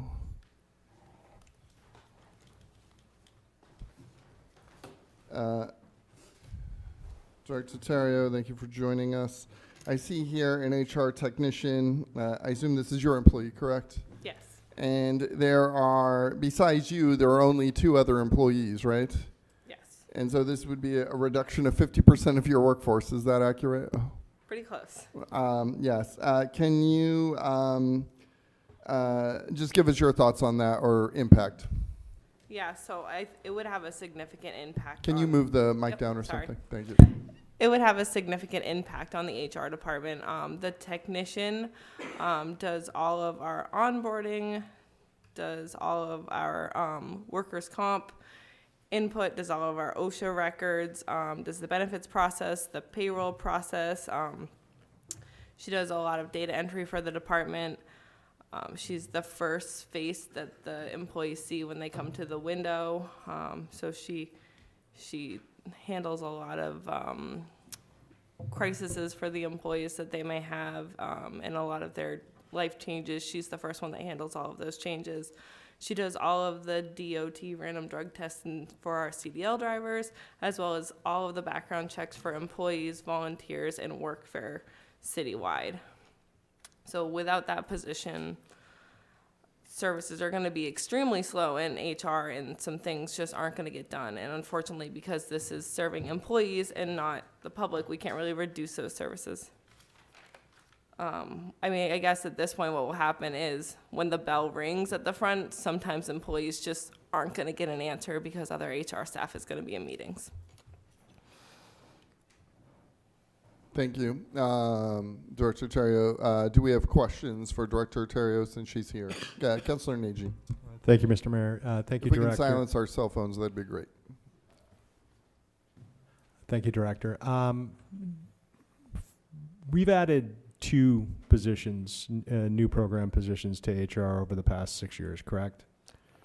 So the safety coordinator has always been in a position for quite some time with the city, but it was under administration. So that position is now under HR. That person does all of the accident investigations and trainings for as far as safety that are required by law for the Public Works Department and citywide. And then the other position that was added is the workforce development position, which was again under administration under a different title, and now is support for the HR team. This is also a position that we have previously had under a different title for a number of years that we haven't had in about 10 years that we've been fighting to get back to. Understood. So we had ultimately gone from 1 person in HR to 4 in the past 6 years. So we never had one.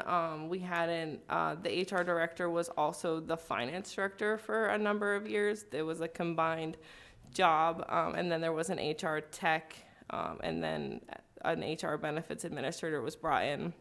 And then when the HR director moved away from the finance director, they got rid of the benefits administrator. Okay, thank you. You're welcome.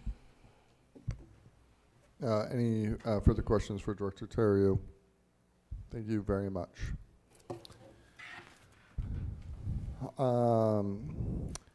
I just want to speak a little bit about the MIS director position. So, but before I do that, I don't mean to put you on the spot, Deputy Administrator O'Malley, but when we lose a department head, what does that look like? Or what kind of impacts can we see?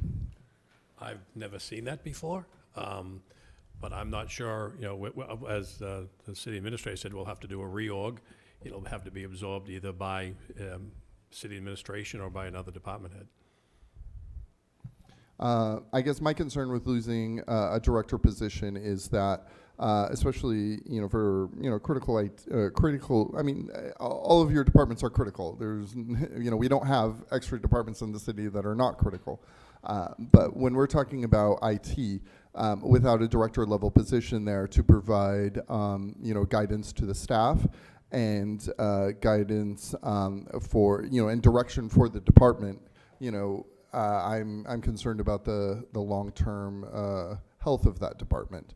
And it's not that, and when we remove a position, correct me if I'm wrong, Administrator Cainrath, when we remove a position, we're removing that position. So it's not like administration can turn it into, make somebody else the director or something like that. That director position is just gone.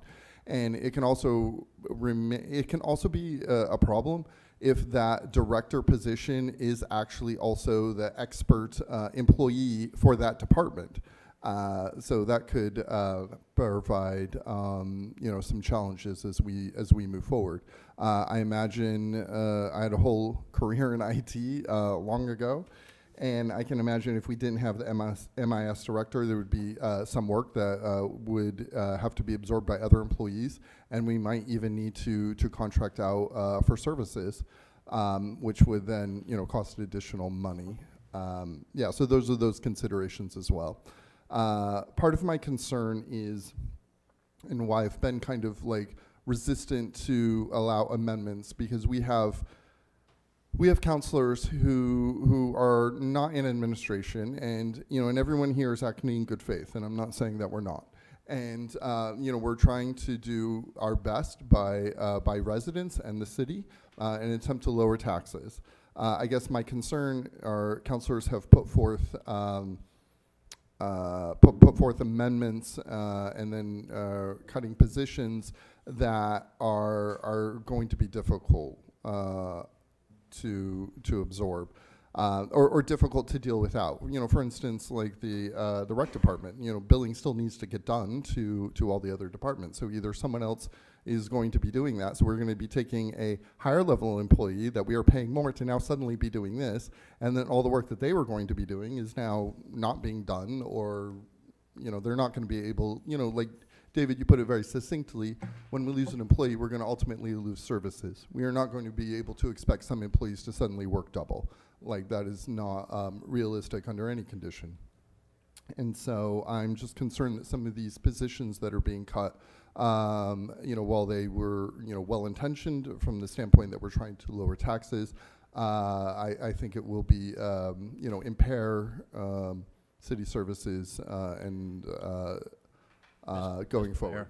Yes. Mr. Mayor, you've been asking all of us to restrict our comments to questions, and I think the same rule ought to apply to you, sir. Yes. So thank you. I appreciate that. We're going to have another go around from counselors. I did want to bring up department heads, restrict our questions there. I wanted to offer my comments on the overall process, which I've done, and appreciate the counselors listening. And we'll now go around for counselors to offer their additional thoughts and comments. Councilor Najin. Thank you, Mr. Mayor. So just really quickly, there are some elephants in the room that we haven't addressed. We know that there are expenses in certain departments that are very high. And I think that it is maybe not the best time at this moment to ask for reorg we know that our administration costs are somewhat high. And in this budget season, I'm hoping that we will be talking about reorganization as soon as the budget is done for several departments. And that includes IT or MIS. We're working with legacy programs all over the city. We have commensurate employees that sit within LPS. We're not working with LPS at all to drive down the cost of the budget, and it hits the same tax base on both sides.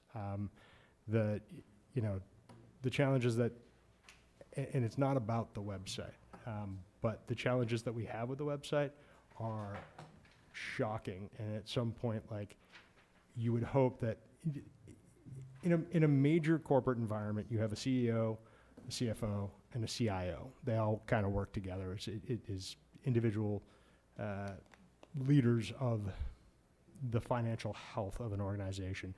And we're just in a situation where, personally, I feel like the only way to force this reorganization is to eliminate positions.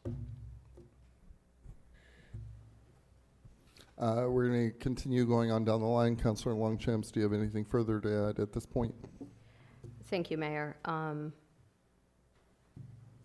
I guess just, I would still stand with what I said at the beginning, with the amendments that we put forward, unfortunately. But that's where we are, regardless of whether it was this one, Councilor Chittum's, or our leaving it to our city administrator.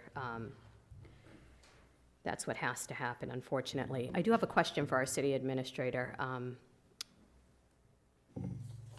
We are at 3 point what with the Councilor Najean's proposal? Could you tell me? I believe it's 3.3. 3.3. To get it down to like 3.25, what would that look like in reduction? How much more would we have to?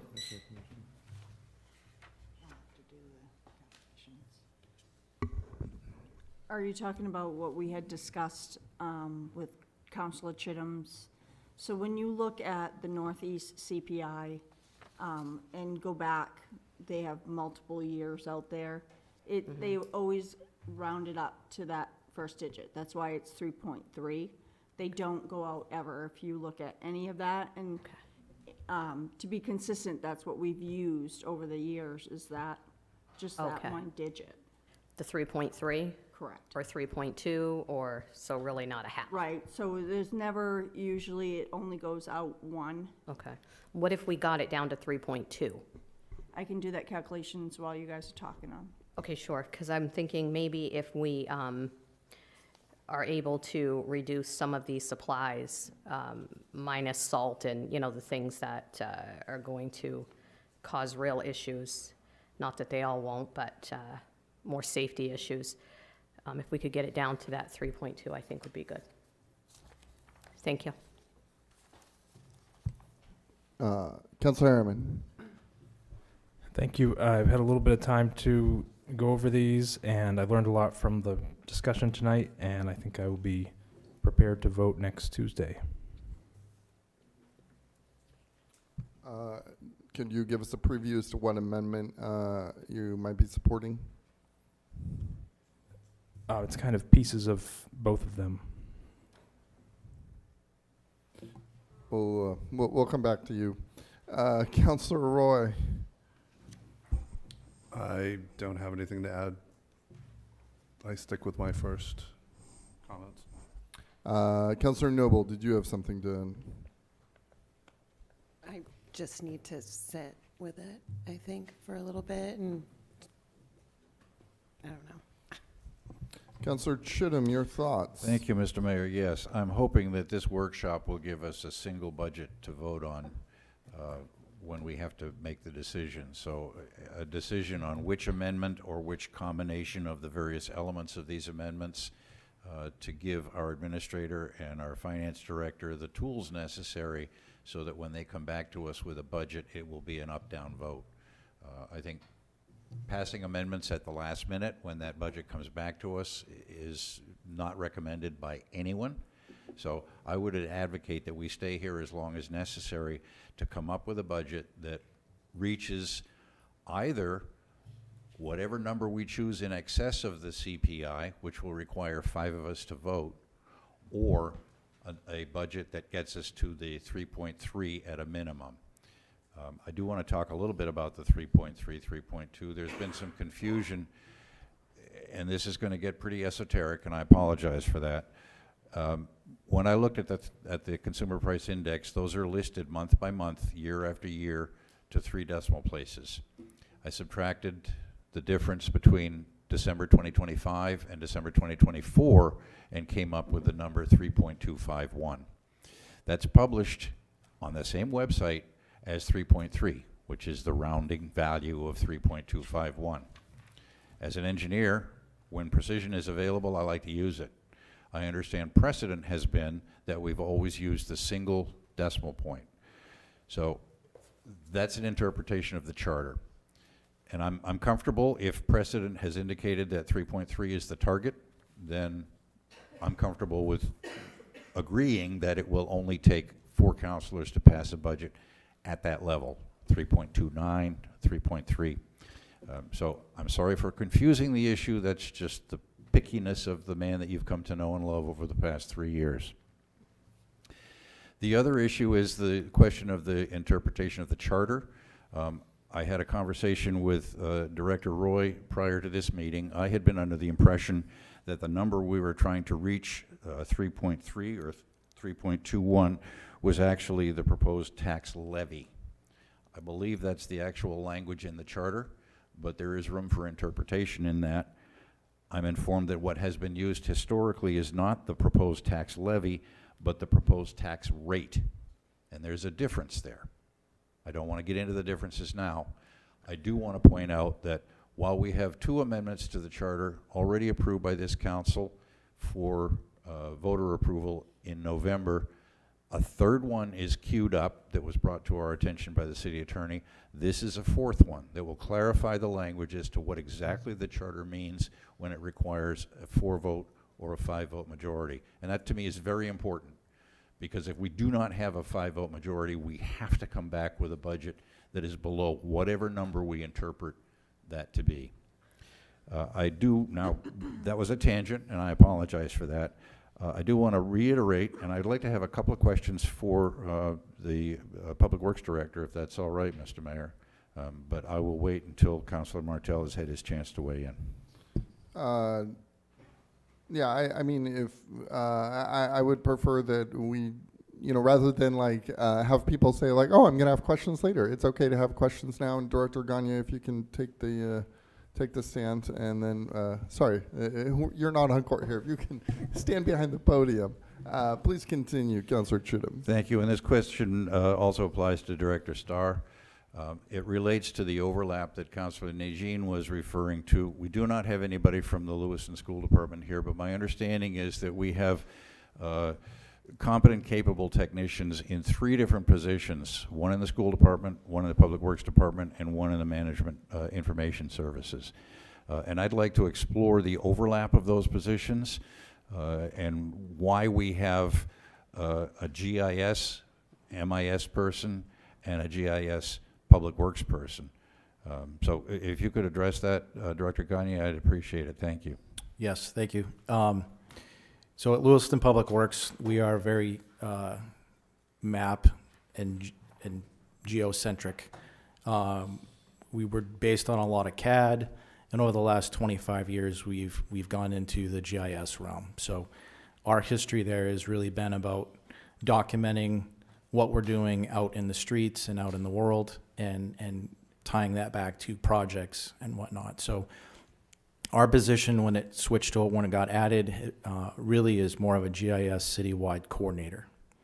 So that person is responsible for working with other technicians in the city to try to deploy GIS citywide and utilize that right now it's an Esri platform. So different silos, and we're trying to break down silos and get data sharing. So we work very closely with the MIS team, both on actually deployment in that information, but also security of that information, cybersecurity critically. We are technicians of the Esri, and we rely on the IT and the MIS team for their expertise in networking and cyber stuff. So I'll let Director Starr talk about his staff person, but I know that our employee recently retired. We did hire somebody that is, I would dare say, equally qualified as the person he replaced in understanding what a GIS coordinator and overseeing all the different platforms we're deploying it. We have an internal GIS that's secure for staff, which has confidential information, detailed information, and then we have public facing that's either hosted on our own Esri platform. We do have some that's contracted out.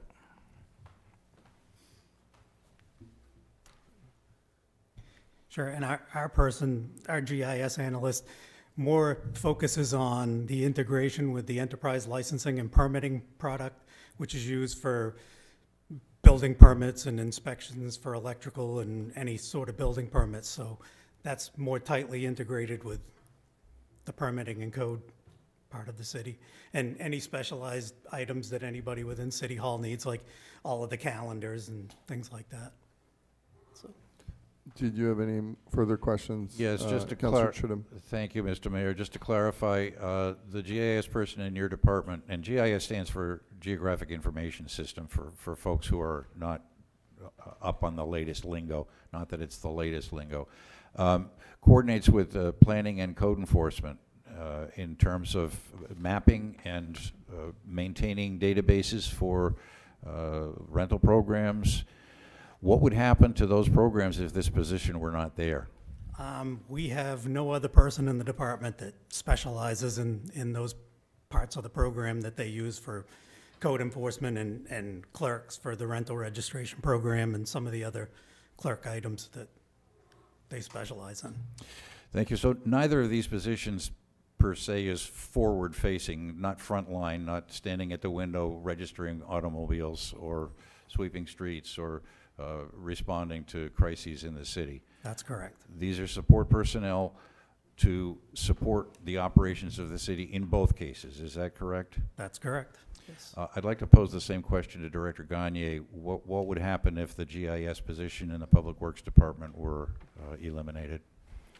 I'd like to point out that in any mapping system or any online system of record, we've switched. That's our background for our asset management, which is more of our daily tasks and work orders. Trust in the data is really important. So we have a lot of frontline field staff that are updating information, and if they're not seeing it updated the next workday, that same day, that next week, depending on the level of update, we lose trust and they stop using those platforms. We've tried to get out of the paper environment and all the inefficiencies with that. So our GIS person is a citywide GIS coordinator. This person is working with our consultants. They also, that person also does do parcel updates, which is quite complex. So we do assist all the other departments. So not this person being eliminated, we do partner with contracted GIS teams. That is for bare bones minimum integration for publicly facing and hosted services that real estate developers, taxpayers use to look at their parcels. Any of the parcel viewers you see integrate with that. So that work, that is a very high level, but also a working position that understands updating databases and systems nights and weekends, and our technicians are not at that level. So I have one technician that's a shared MIS, a shared GIS and asset management technician that is not capable of doing that work. Do you see that there's any overlap between these two positions? And I'd like to ask the same question of Director Starr. I would say that it is not as much overlap as collaboration. When we first started deploying it, Public Works was using a lot of the information, right? It was, like I said, we went from doing CAD drawings and putting those out to utilizing the GIS environment for any of our drawings for bids and projects, as well as builts. So at this point, we were looking for champions in each department to take over responsibility of their own data. So the utilities did that. We have some field staff that are out there actually collecting the data in the field and updating it, maintaining their own data and having that ownership. And that's what's happening, I believe, here in City Hall. With Mr. Starr's position in MIS. That position collaborates with the one at Public Works to help deploy and support GIS services in this building. Yeah, and I concur with what Director Gagne had to say. We don't have a lot of overlap in GIS services. Our position focuses primarily on the code and planning aspects of GIS and integrating it into the system that we use for those items. Thank you both for those answers. I appreciate them. You're welcome. Councilor Najin, did you have questions? I do. Thank you, Mr. Mayor. I'll start with Director Gagne really quickly, if you don't mind. From my understanding, we're still contracting with the former employee. Is that correct for GIS services? Yes, I think it's up to 3 to 5 hours a week for consulting, for training for the person that was there. While you may have skill sets in the industry, understanding our logins and our networks and how they integrate and updates is something that he's been advising on. And are there any issues with legacy programming that we're using anywhere in the city that create challenges for somebody to just be a plug-and-play employee for any of these pieces? Also, could you speak to Esri as being either good or bad? Just real quick. Those are two very large questions. On the first, we do have legacy programs. What we try to do is make sure that they're not the old version, that we haven't customized them to the point where we can't get the newest updates. So as we've had Esri for over 20 years, I think we've got Esri pushing on 1999 when we started bringing that data in. We had flyovers capturing water, sewer, curb line, and all of the geo features and bringing it in, and then manually standing there and collecting the data for better information. So we've had it for over 26 years. Each of the modules in the industry, we've been able to maintain an annual license, share it, and it's used both by the public as a viewer, but as the technicians in the background, like we're talking about, very technical, analyzing the data, exporting out the data into tables that are usable for the rest of the staff. So we haven't seen any issues with that. On the utility side, the biggest challenge has been going to a utility network, and that's more of how the data systems are set up, and it's more for water, sewer, and less for the rest of the layers that we use. And then your second question, if you could. It was just generally about whether or not Esri is the preferred platform or the predominant platform for mapping. So most everything's gone from a network-based. They want to try to go to cloud-based for better user. So there are more, in other industries, there are more people actually working remotely from home. So having a cloud-based system allows you to do that and not be kind of working out of your firewall and having to do that. That's probably the biggest change I think we've seen is that, but I think those are all web-based, and we're seeing easier for the users in the field. So I have people on the public works crew actually doing maintenance. Some of them are using an Esri, whether it's a Survey 123 or other module, and it works very well and it's very friendly. Deploying the Beehive module that we did several years ago, and that was part of compliance for an EPA mandate. And we leveraged that not just to be for sewer, but through the Public Works Department, and we've offered it in other departments through the city, and there's unlimited seats.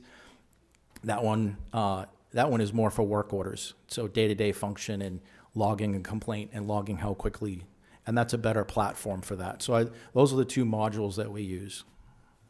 Okay, thank you. Director Starr, I just have a couple of quick questions for you. So one of the things that was brought up was that the majority of the GIS work is actually for planning and code. And so I'm curious as to why that's not a planning and code position and why it sits in MIS. I'm not sure, other than it was a very technical position, and we had a person that was capable of doing that used to work in one of those departments years ago that kind of migrated to MIS over time. But that still requires collaboration between two departments, correct? Yes, correct. Okay, and the second question that I have, and this is just a general one, do you have any concept of how many municipalities contract out their security services to third parties? I do not. Okay. I couldn't give you that number. I understand this is very difficult, and I'm sorry we're having these conversations, but thank you very much. You're welcome. Something further, Director Gagne? Yes, being the utility person for 24 years in the water industry, we're a priority sector. So working with Homeland, and we did have an event a couple number of years ago where ransomware impacted a close local utility. We have not had those type of events because of our in-house.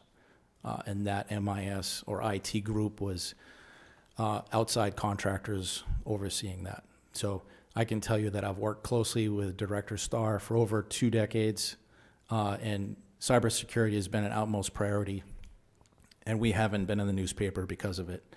We've recently had several different audits as well. So we did work with the state as well as the, I believe, a federal department that came in and audited our drinking water for cybersecurity.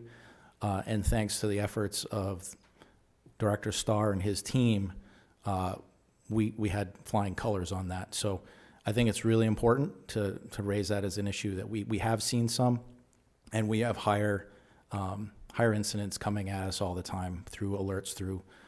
We use Water ISAC, and it's part of the Homeland Security notification specifically for water. So, Thank you. Councilor Martell, we're up to you. Thank you, Mr. Mayor. Director Roy, how close does Councilor Najean's amendments get us to getting below the 3.3, 3.2? Does it get there, so we don't need a So- supermajority? Councilor Najean's is at 3.3%. So So we to can- get to 3.2, it would be an additional 40,000.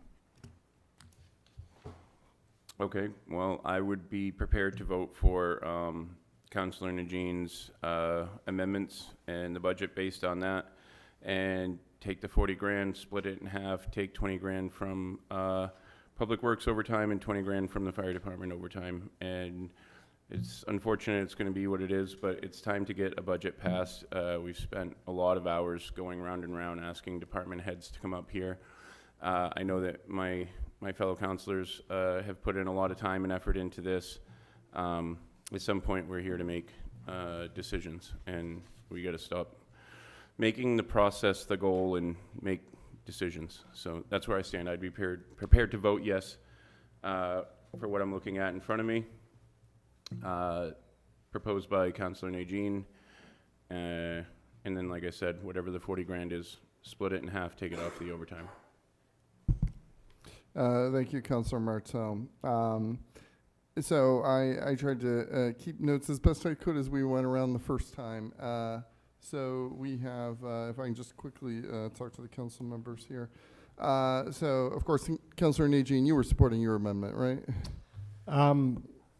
After we've gone, we haven't actually heard from the HR, sorry, not the HR, but the GA department, but one of the things, is the director for GA available? Director Brackett, are you? Oh, look at this, Director Brackett. We have some I haven't questions. heard from assessing either, if we're going through Yes. departments. Yes, okay, thank you. Thank you. Director Brackett, yes, Councilor Najin, what questions did you have for Director Brackett? So Director Brackett, one of the things that, came through clearly, there are concerns for services for GA, especially around some of the group homes, or specifically the recovery homes, correct? In regards to the shelter, is that what you're talking No, I'm about? talking about recovery homes. Recovery houses, yeah. We've had 3 new recovery houses that moved into the area October of last year. And so it's kind of difficult to measure the impact, but since October up until today, we've added an additional 69 cases to our caseload. We also anticipate with the shelter, once that is up and running, we anticipate at least 25% increase in caseload from the shelter. And when we're talking about these cases, for the most part, we're getting reimbursed for the 30% that we're contributing. Could you speak to, are these folks local to Lewiston, or are they coming from other communities for these services? Do you know? The recovery houses are connected to the prisons. So when they're on good behavior, Brian? Good behavior, they're released. It's coordinated with the caseworker at the prison to send them out to a recovery house. And that's what we're seeing in the Lewiston area. So are we billing the prison system the 30%, the 30% of the city's contribution to GA? We get reimbursed from the state 70%, and the municipality pays the other 30%. So if it's a prison system, we do get reimbursed? I can't understand that. No, the city still has to pay the 30%. We don't So- get okay. reimbursed Right. from the prison system. So one of the things I'm trying to drive home here is that we have expanding costs for for services that we're providing in our community, and some of those services are profitable. And so when we have conversations about staffing, transferring some of those responsibilities from the taxpayer to the ratepayer is incredibly important. And I'm not saying, this is not about the GA position, but what do we charge for recovery homes as far as licensing is concerned? How does that even work? Has anybody thought about?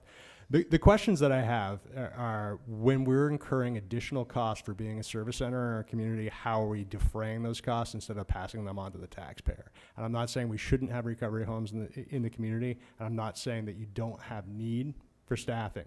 What I'm saying is it's challenging when we pass that directly on to the homeowner or the business owner when the services themselves are generating a profit. And GA is a state law. Yeah, no, completely understood. Yeah. It- But there- they don't reimburse for staff. Mhm. Okay, I appreciate the feedback and also could you just speak really quickly to, since immigration enforcement started, how many cases have we seen as a drop? The caseload that has dropped consistently has been the immigrant caseload, and that's approximately down 40%. However, we're picking up on the flip side with the recovery residents. In that 40%, do you have a number for that by any chance? Hold on 1 second. So this is up to the end of April. Let's see, we have, are you looking at the number that we granted and we assisted, or what are you looking at? Yeah, that's what I'm asking. So for 2000, let's say 24 to 2025, what was the drop? Well, from 2024, fiscal year 24, if you're looking at. We would have to go fiscal year 25, I think, actually, because we're Yeah, running. 24 to 25, our immigrant cases were 65%. Now they're down to 40, 45. Okay, And they're still dropping. understood. People leaving the state every day. Okay, I appreciate that. Thank you. Yes, questions for Director Brackett since she's here. Councilor Longchamps. Thank you, Director, for being here. Currently, in your department, can you tell me how many staff you have? We currently have administrative assistant, principal clerk, we have 4 caseworkers, and myself. Are you fully staffed at this time? We are. And just a quick question about the new recovery homes that are appearing here in Lewiston. It is a requirement to volunteer, right, if you are getting a housing voucher? Able-bodied folks are required. It's mandated as part of continuous assistance with the program. They are mandated to look for work and also to perform workfare duties. So they're required to volunteer? Well, you can call it volunteer, we call it workfare. Oh, okay, workfare. And how many hours is that a week? It's the value of the assistance that they receive is divided by minimum wage. Okay.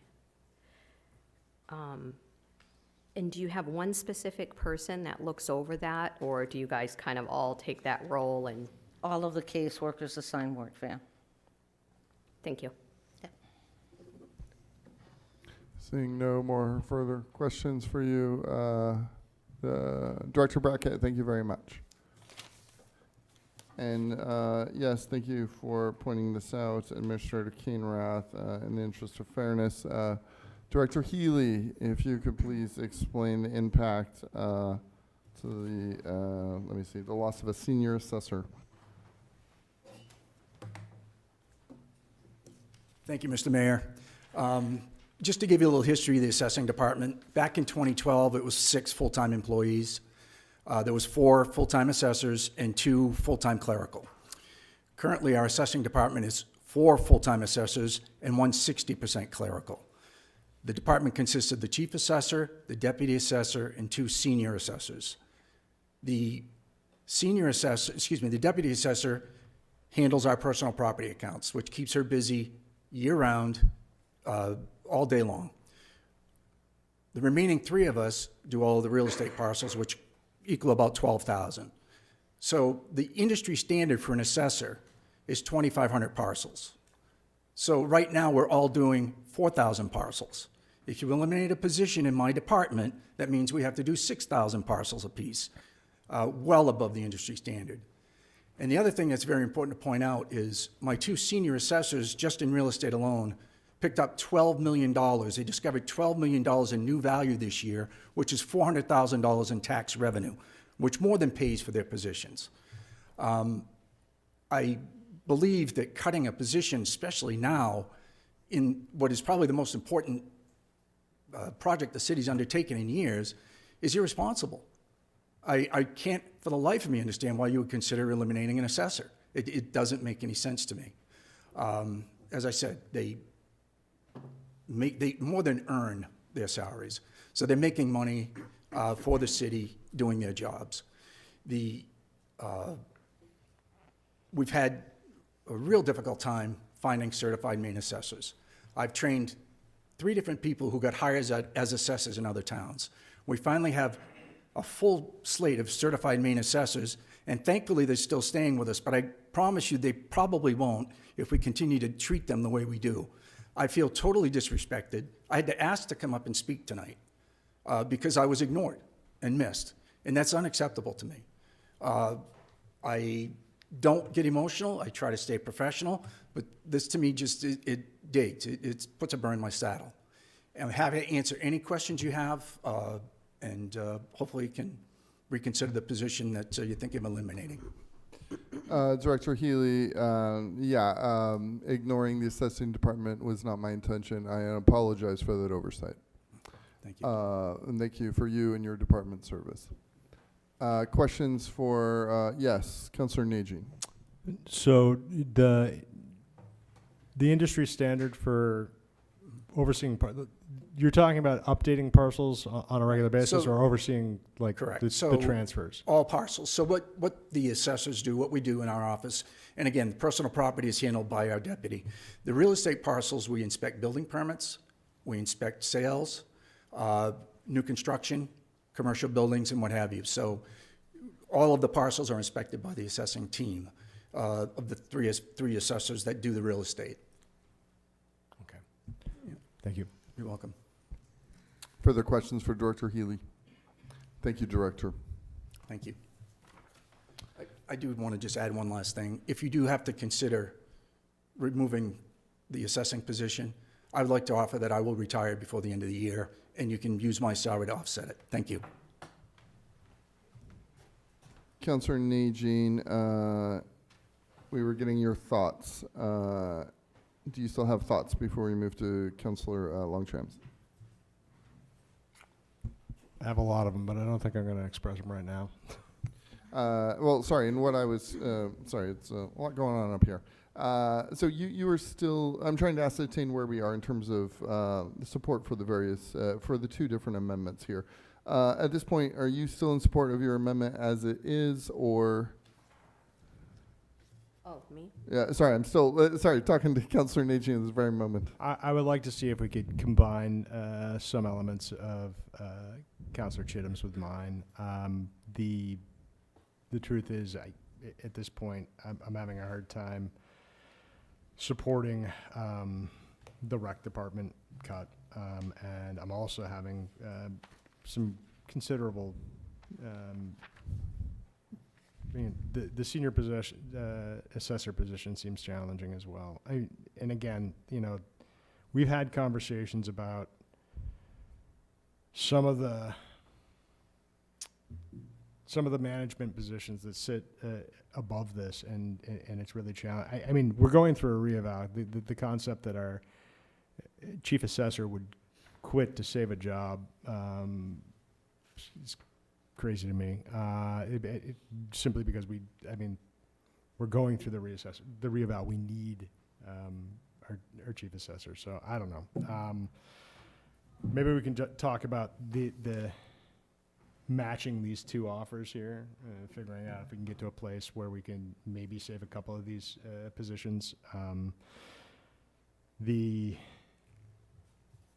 other challenge too is on the supply lines piece. You put down 330,000. I don't know what inventories are for any of these departments, and whether or not who can eliminate what, right? I also think that talking about overtime, especially within Public Works, I know they're down. I absolutely know that. But scheduled maintenance for I just want to see some of those numbers drop, and I know that we can't push the fire department at this point because it's contractually agreed, and it's yeah, okay. So maybe we just go through line by line and figure out which ones we all have support for both of these amendments. Does that make sense for everybody? Yes, quite possibly. Okay, well, anything further at this very moment, Councilor Najin? Well, I do want to just say that, like, we do have to get to the 3.3, and even that, for much of my constituency, feels like a failure. For much of my constituency, they're hoping to see a bigger drop than that. I can say that everything is more expensive right now, and the municipality also has become more expensive because everything else is more expensive. It's a knock-on effect. It's hard to run a city of this size with the budgets that we have. It's very hard, and so, yeah. So if I'm understanding you correctly, you want to add back in some of what you took out in your amendment. Would that be an accurate assessment? Yeah, I would support the senior assessor position and the rec position being added back in, as long as we can find those savings from Council Chair Chittum's amendments, or from some other amendments that we're making now that don't involve positions, because I don't think that it's fair at this moment to say, hey, here's another position. Thank you, and I appreciate that. Administration spoke with people who might be affected, and so yes, we cannot, right now, like, what about that position? What about this position? Yeah, I just Administrator Kainrath, yes. Second that if I could. So everyone that's on this list to be discussed we've sat down with and have notified. So if we are going to be talking about any other positions, we would need to do the same process, and they would have to be notified properly by us beforehand. So if we're going to get into the discussion of other positions, I would caution on that until they've been properly notified. Understood. Thank you. We're coming back to you, Councilor Longchamps, but first I want to talk to Councilor Chittum, since you had the other amendment, and your thoughts, please. Well, one of the questions I have for Administrator Kainrath is, when we went through the tier exercise and we came to tier 3, that would have eliminated 8 positions, and I'm wondering whether the overlap of Councilor Najin's amendment, what the nexus is of the specifics that he's listed and the 8 that you had in mind. I can say, sitting here, there is some overlap, but not total overlap in positions. And again, positions that, we're going to discuss have to be notified beforehand. So there were positions on that list where people have not been notified. Oh, I see. I thought you had spoken with everyone who had been proposed on either Correct. second or 2 for the tier. amendment offered by Councilor Najin. But not on the 2 tiers. Right. When we were talking about the tiers, it was back under the system of you guys are coming up with a bottom line number and then instructing me to sort of go find it, not listing specific positions yourselves. So when we came up with those numbers, honestly, it could be a total mix of different positions that to get to that bottom line number you were asking us to get to. So the positions on a tier 3 list are not the same as what you see in Councilor Najean's amendment. There could be some overlap, but it's not the same list. I see. Thank you. That's unfortunate. I believe that Administrator Kainrath is in a better position. This sounds like we're I'm booting the problem back to you, and that's certainly not my intent. But I think that the administrator is in a better position to understand his departments. He has a working relationship with the department heads and has a better feel for what positions would have to be cut in order for us to meet the target that we're getting at. So I was under the misimpression that all of the folks who were targeted in the tier 3, all 8 positions, had already been spoken to. I would go back to the tier 3, recognizing that the administrator had done the work that we have hired him to do, and then based on the inclusion of Director Gagne's $150,000 savings / revenue increase from timber harvesting, we could eliminate one of the 9 positions that I had proposed generically. I did not have a list of specifics. I'm sorry, I only had 8 positions. No, I had 10. I had 8 from the tier 3, and then 2 more on top of that. So one of those 2 additional ones could be funded, if you will, by Director Gagne's $151,000, which then essentially puts both of our amendments on a par with looking at cutting 9 positions. It only remains to be determined which those are. And I do believe that that's Administrator Kainrath's purview. That's his bailiwick more than ours. Councilor Najin. Just really quickly, one of the things that I don't believe is on here is I had a conversation with the director of the director of the library, and they had offered to accept a removal of half of the contracting service for the monitor position. It's not a lot of money. I think it's like $17,000. But I'm wondering, could we just check with the director real quick and make sure that I'm trying to push this down any way we can. Director Houston, thank you for joining us. Good evening. Yes, we had discussed a potential 50% reduction in the contracted security services. So just to be clear, that is not the building monitors, which are staff positions related to safety, but the contracted security services that are a third-party service. With the reduction in incidents that we've had since the warming center came online, we had talked, when I did my presentation originally, about the prospect of removing that contract entirely, which I did not support. If we see this reduction in incidents is consistent, I had intended to sort of wind down this contract over the next couple of years. I was going to propose a 50% reduction in fiscal year 28. So this is really just us accelerating that timeline. It's not what I would advocate for in a vacuum, but it is $17,000 that we can offer without people losing their jobs potentially. So that's sort of the spirit in which we had that conversation. Absolutely. Thank you for the clarification. And yeah, we should add that to the lines if we can, please. Thank you.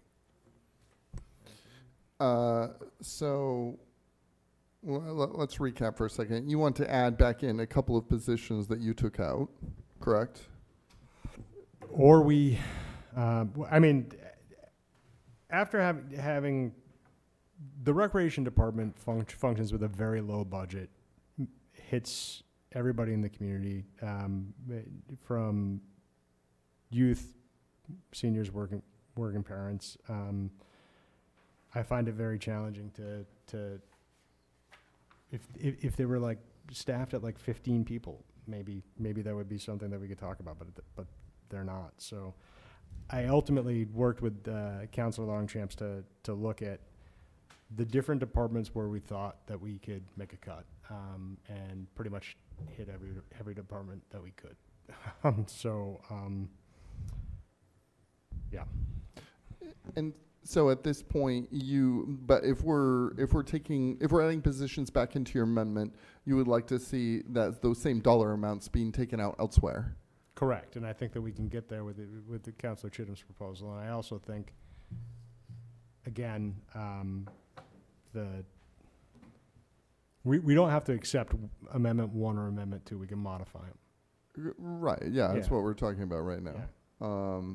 Okay. And if sorry, go ahead. there is a position that's still to be cut, I don't think we should lose our chief assessor. I think that's not good. So if one second, and then we're coming to you, Councilor Longchamps.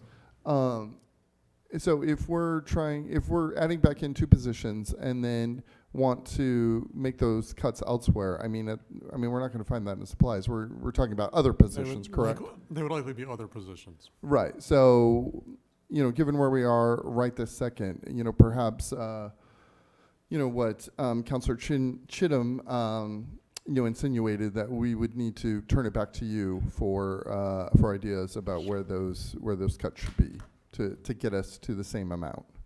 Am I understanding you correctly, Councilor Chittum? Regrettably, yes, because I think he's far more of an expert than we are in the operation of the city. Yeah, agreed.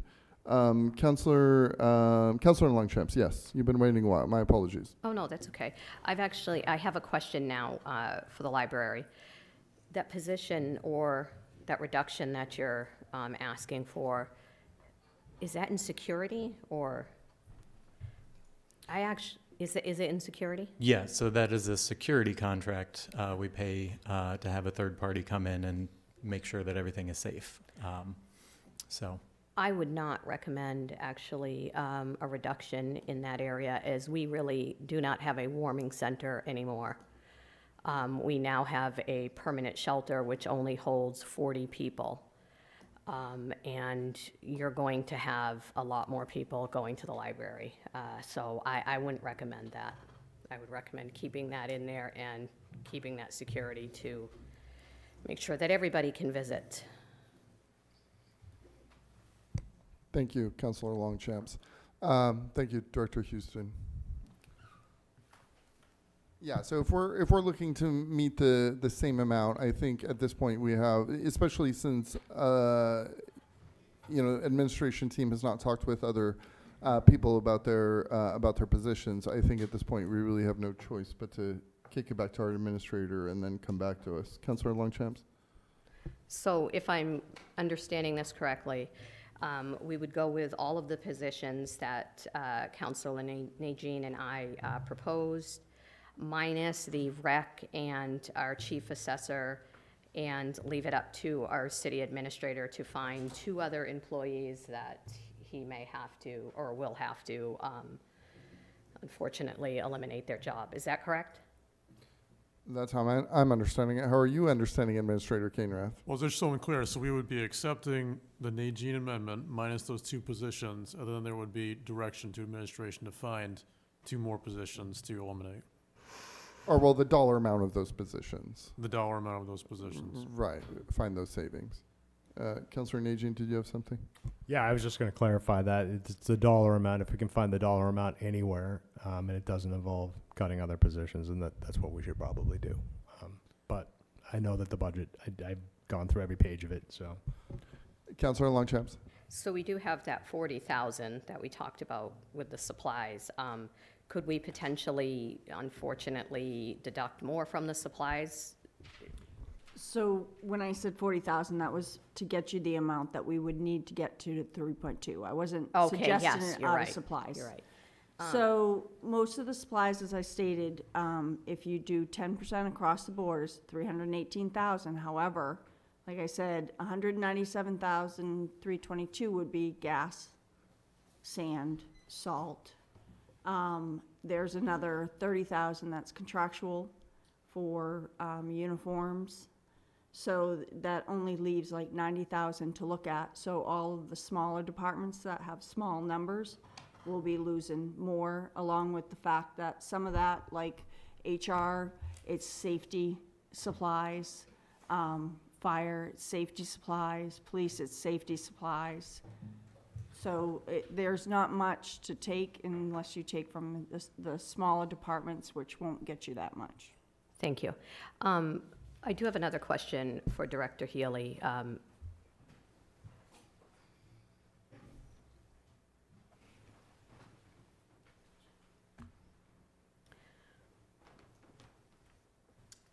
Yes. Thank you, Director Haley.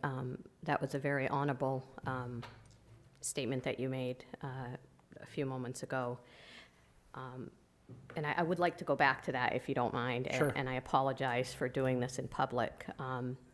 You made a statement that you would, something about your retirement, sorry. Sure. Yeah. I would be willing to retire before the end of the year in order to save. Sorry, can I interrupt this conversation for a moment?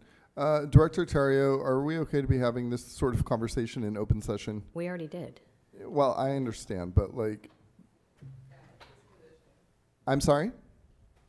She said yes, it's his position. He's brought it up, so he's made that public. Oh, okay, just double checking. Thank you, everybody. Please continue, Director Healy. So again, when you started making that statement, things just kind of went in my mind, because I was just felt really bad and all of that. Is that correct? Is that what you stated? That's exactly what I said, yes. I would be willing to retire before the end of the year, which could be enough of the savings to keep the person that you're looking to get rid of or eliminate.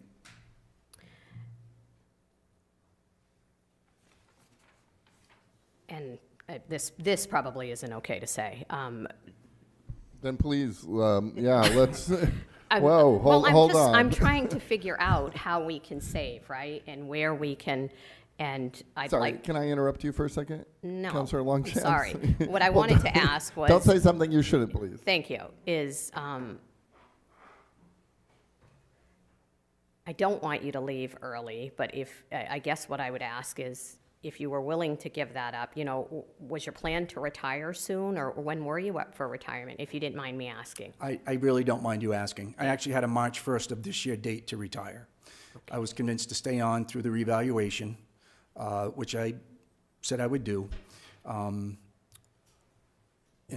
when I didn't realize that this was going to come up, and I just feel now that because I'm where I'm at in my career, that if I can save someone else's job, that I'd be happy to do that.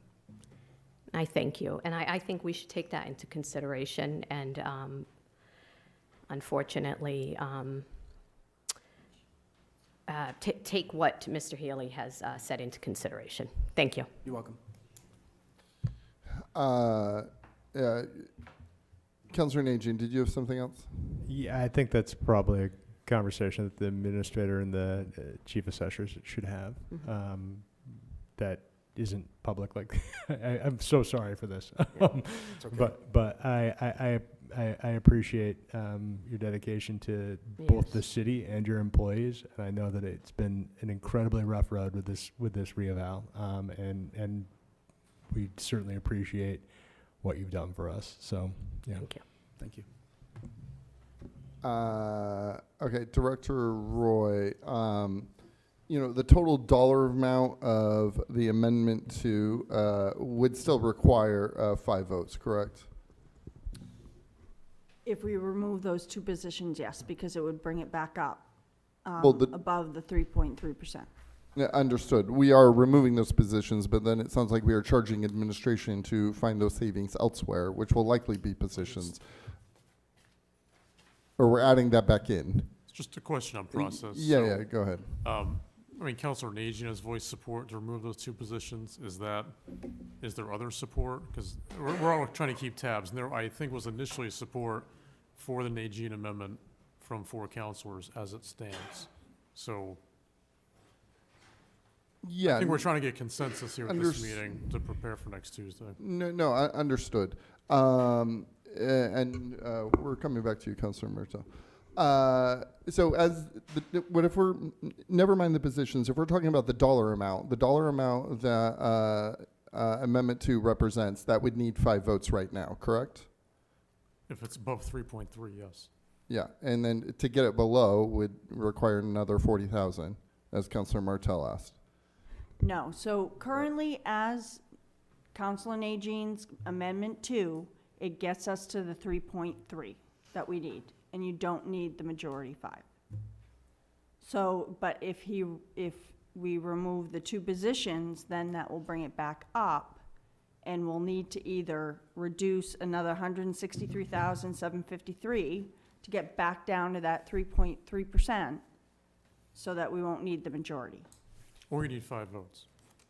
Right, and yeah, Administrator Kainrath and I are thinking along the same lines here. So for this dollar amount right now, it appears that before we did have 4 votes to support that, because we had Councilor Najin, we had Councilor Longchamps, we had Councilor Roy, if I'm not mistaken, and then we had Councilor Martell, and then Councilor Chittum.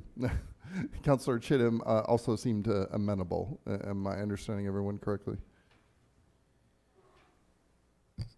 Councilor Chittum. The discussion that we've had this evening has been illuminating. I was never completely comfortable with the council naming specific positions. As I've said before, the dollar amount works, and as my conversation with Director Roy earlier, the cuts that I had proposed in my amendment don't necessarily have to be as deep now that we have a new understanding of what the target is. So I would go back and argue that if we put the $151,000 from the Public Works Department into Amendment 1, that would meet the target goal, and it would leave the administrator with full discretion as to where to find those personnel cuts. I'll remind everybody, and this is for the public, that our budget has 4 basic components.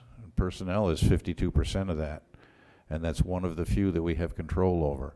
Supplies is another. I don't have the percentage on that. But the other 2 elements of our budget are fixed costs and contractual services. And we cannot, without violating contracts, without not paying insurance or debt service, we can't touch those. So the only places we have are supplies and personnel.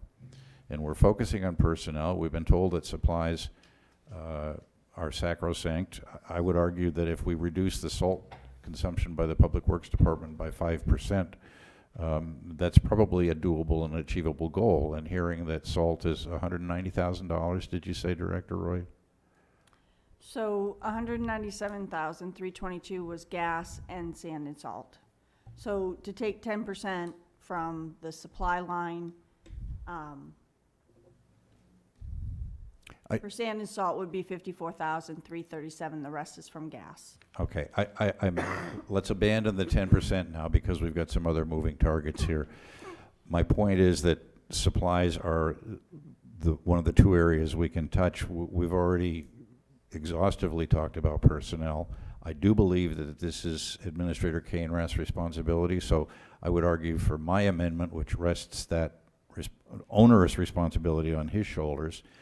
And then I would say that those large public works supplies, salt, sand, and gasoline, if we take a 5% cut in those, that would be a significant amount. My guess is that if we do that with the budget that the amendment that I proposed, and add in the $151,000 that Director Gagne has graciously found in his budget, we meet our target. We require 4 votes to pass. We've put the burden of choosing which individuals and positions are going to be cut on the city administrator. And we can, that would be our direction to the administrator to come back to us on Tuesday with a budget that reflects those things. Understanding that your proposal does not include the police take-home cruisers. My proposal does not include take-home cruisers, no. Okay. And I wonder if that's going to be difficult to muster the votes for here on the council. Councilor, yes, Councilor Najin, your thoughts? Well, we've just gone through a pretty grueling public process, and so I would be happy with accepting the amendment that I put forward, including anything that you've put forward that isn't included in my amendment, with whatever the gap is concerning the two positions that I've mentioned, but for the administrator to work out. I mean, the public process, I think, is pretty. We're talking about positions, but they're people's jobs, and in some of these positions, we know whose jobs they are. We've gone through this piece, and I don't necessarily think that we should go back to the drawing board. So, councilors, are we? Do we have? Can I get a thumbs up from councilors if they want to support the Najin amendment, allowing the administrator to find the savings of the two positions that get put back in? Am I saying that correctly? Yes, correct. And I think that part of that revolves around a conversation, because it's been very public tonight with the chief assessor and the administrator, and figuring out if that actually makes sense for the city. Do we have support for that to move forward?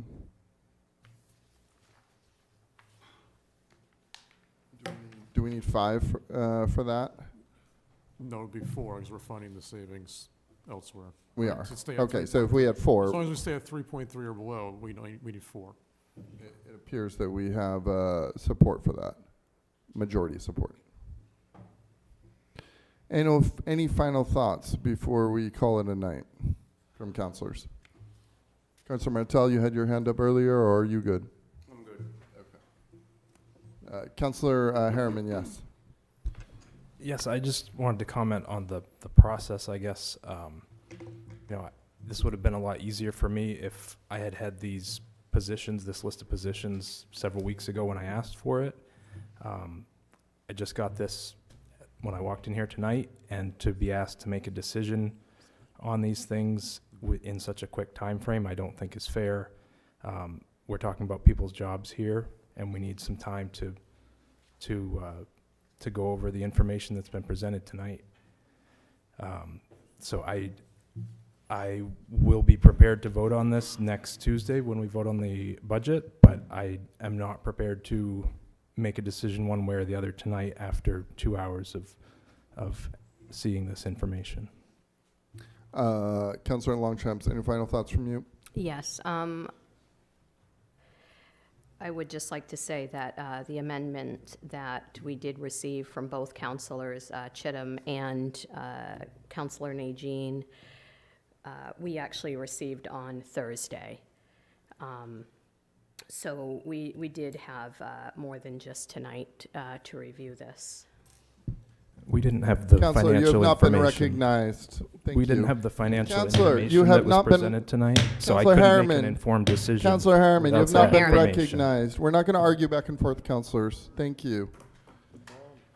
Yeah, so Councilor- my final thoughts, or am I still here? Or no? Yes, as long as we recognize that we're not going back and forth. I wasn't going back and forth at all. I was simply stating that I received the amendments on Thursday.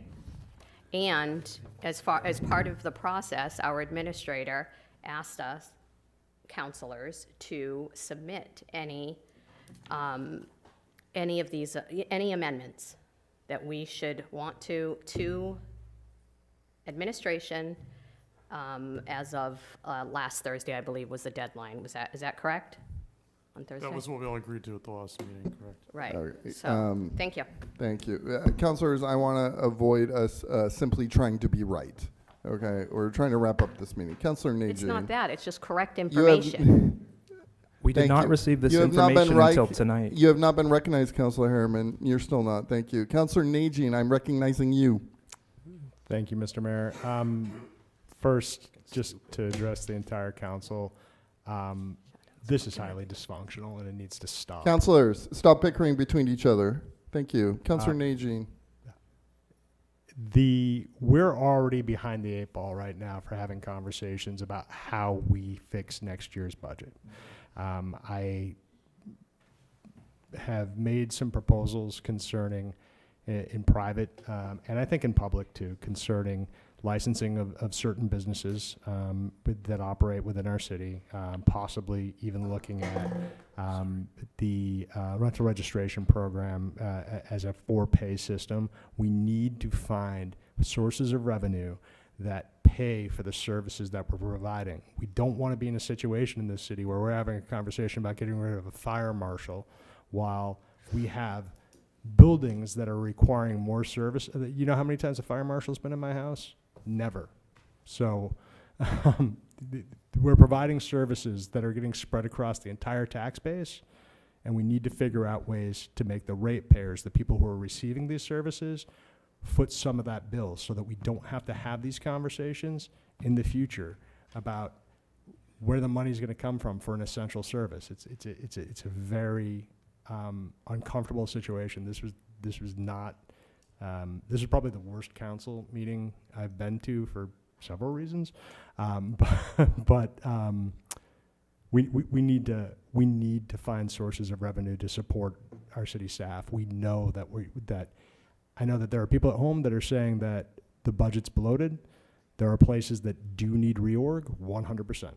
Don't get me wrong, there are, but nobody, no department in this city is overstaffed. It just isn't. Thank you, Councilor Najin. Councilors, I'm attempting to call it a night here. Staff, do you have Mr. Mayor?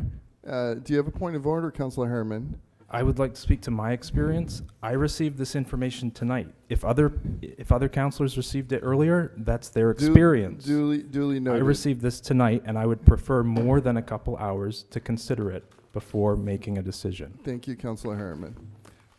Staff, do you need anything else from us? Anything?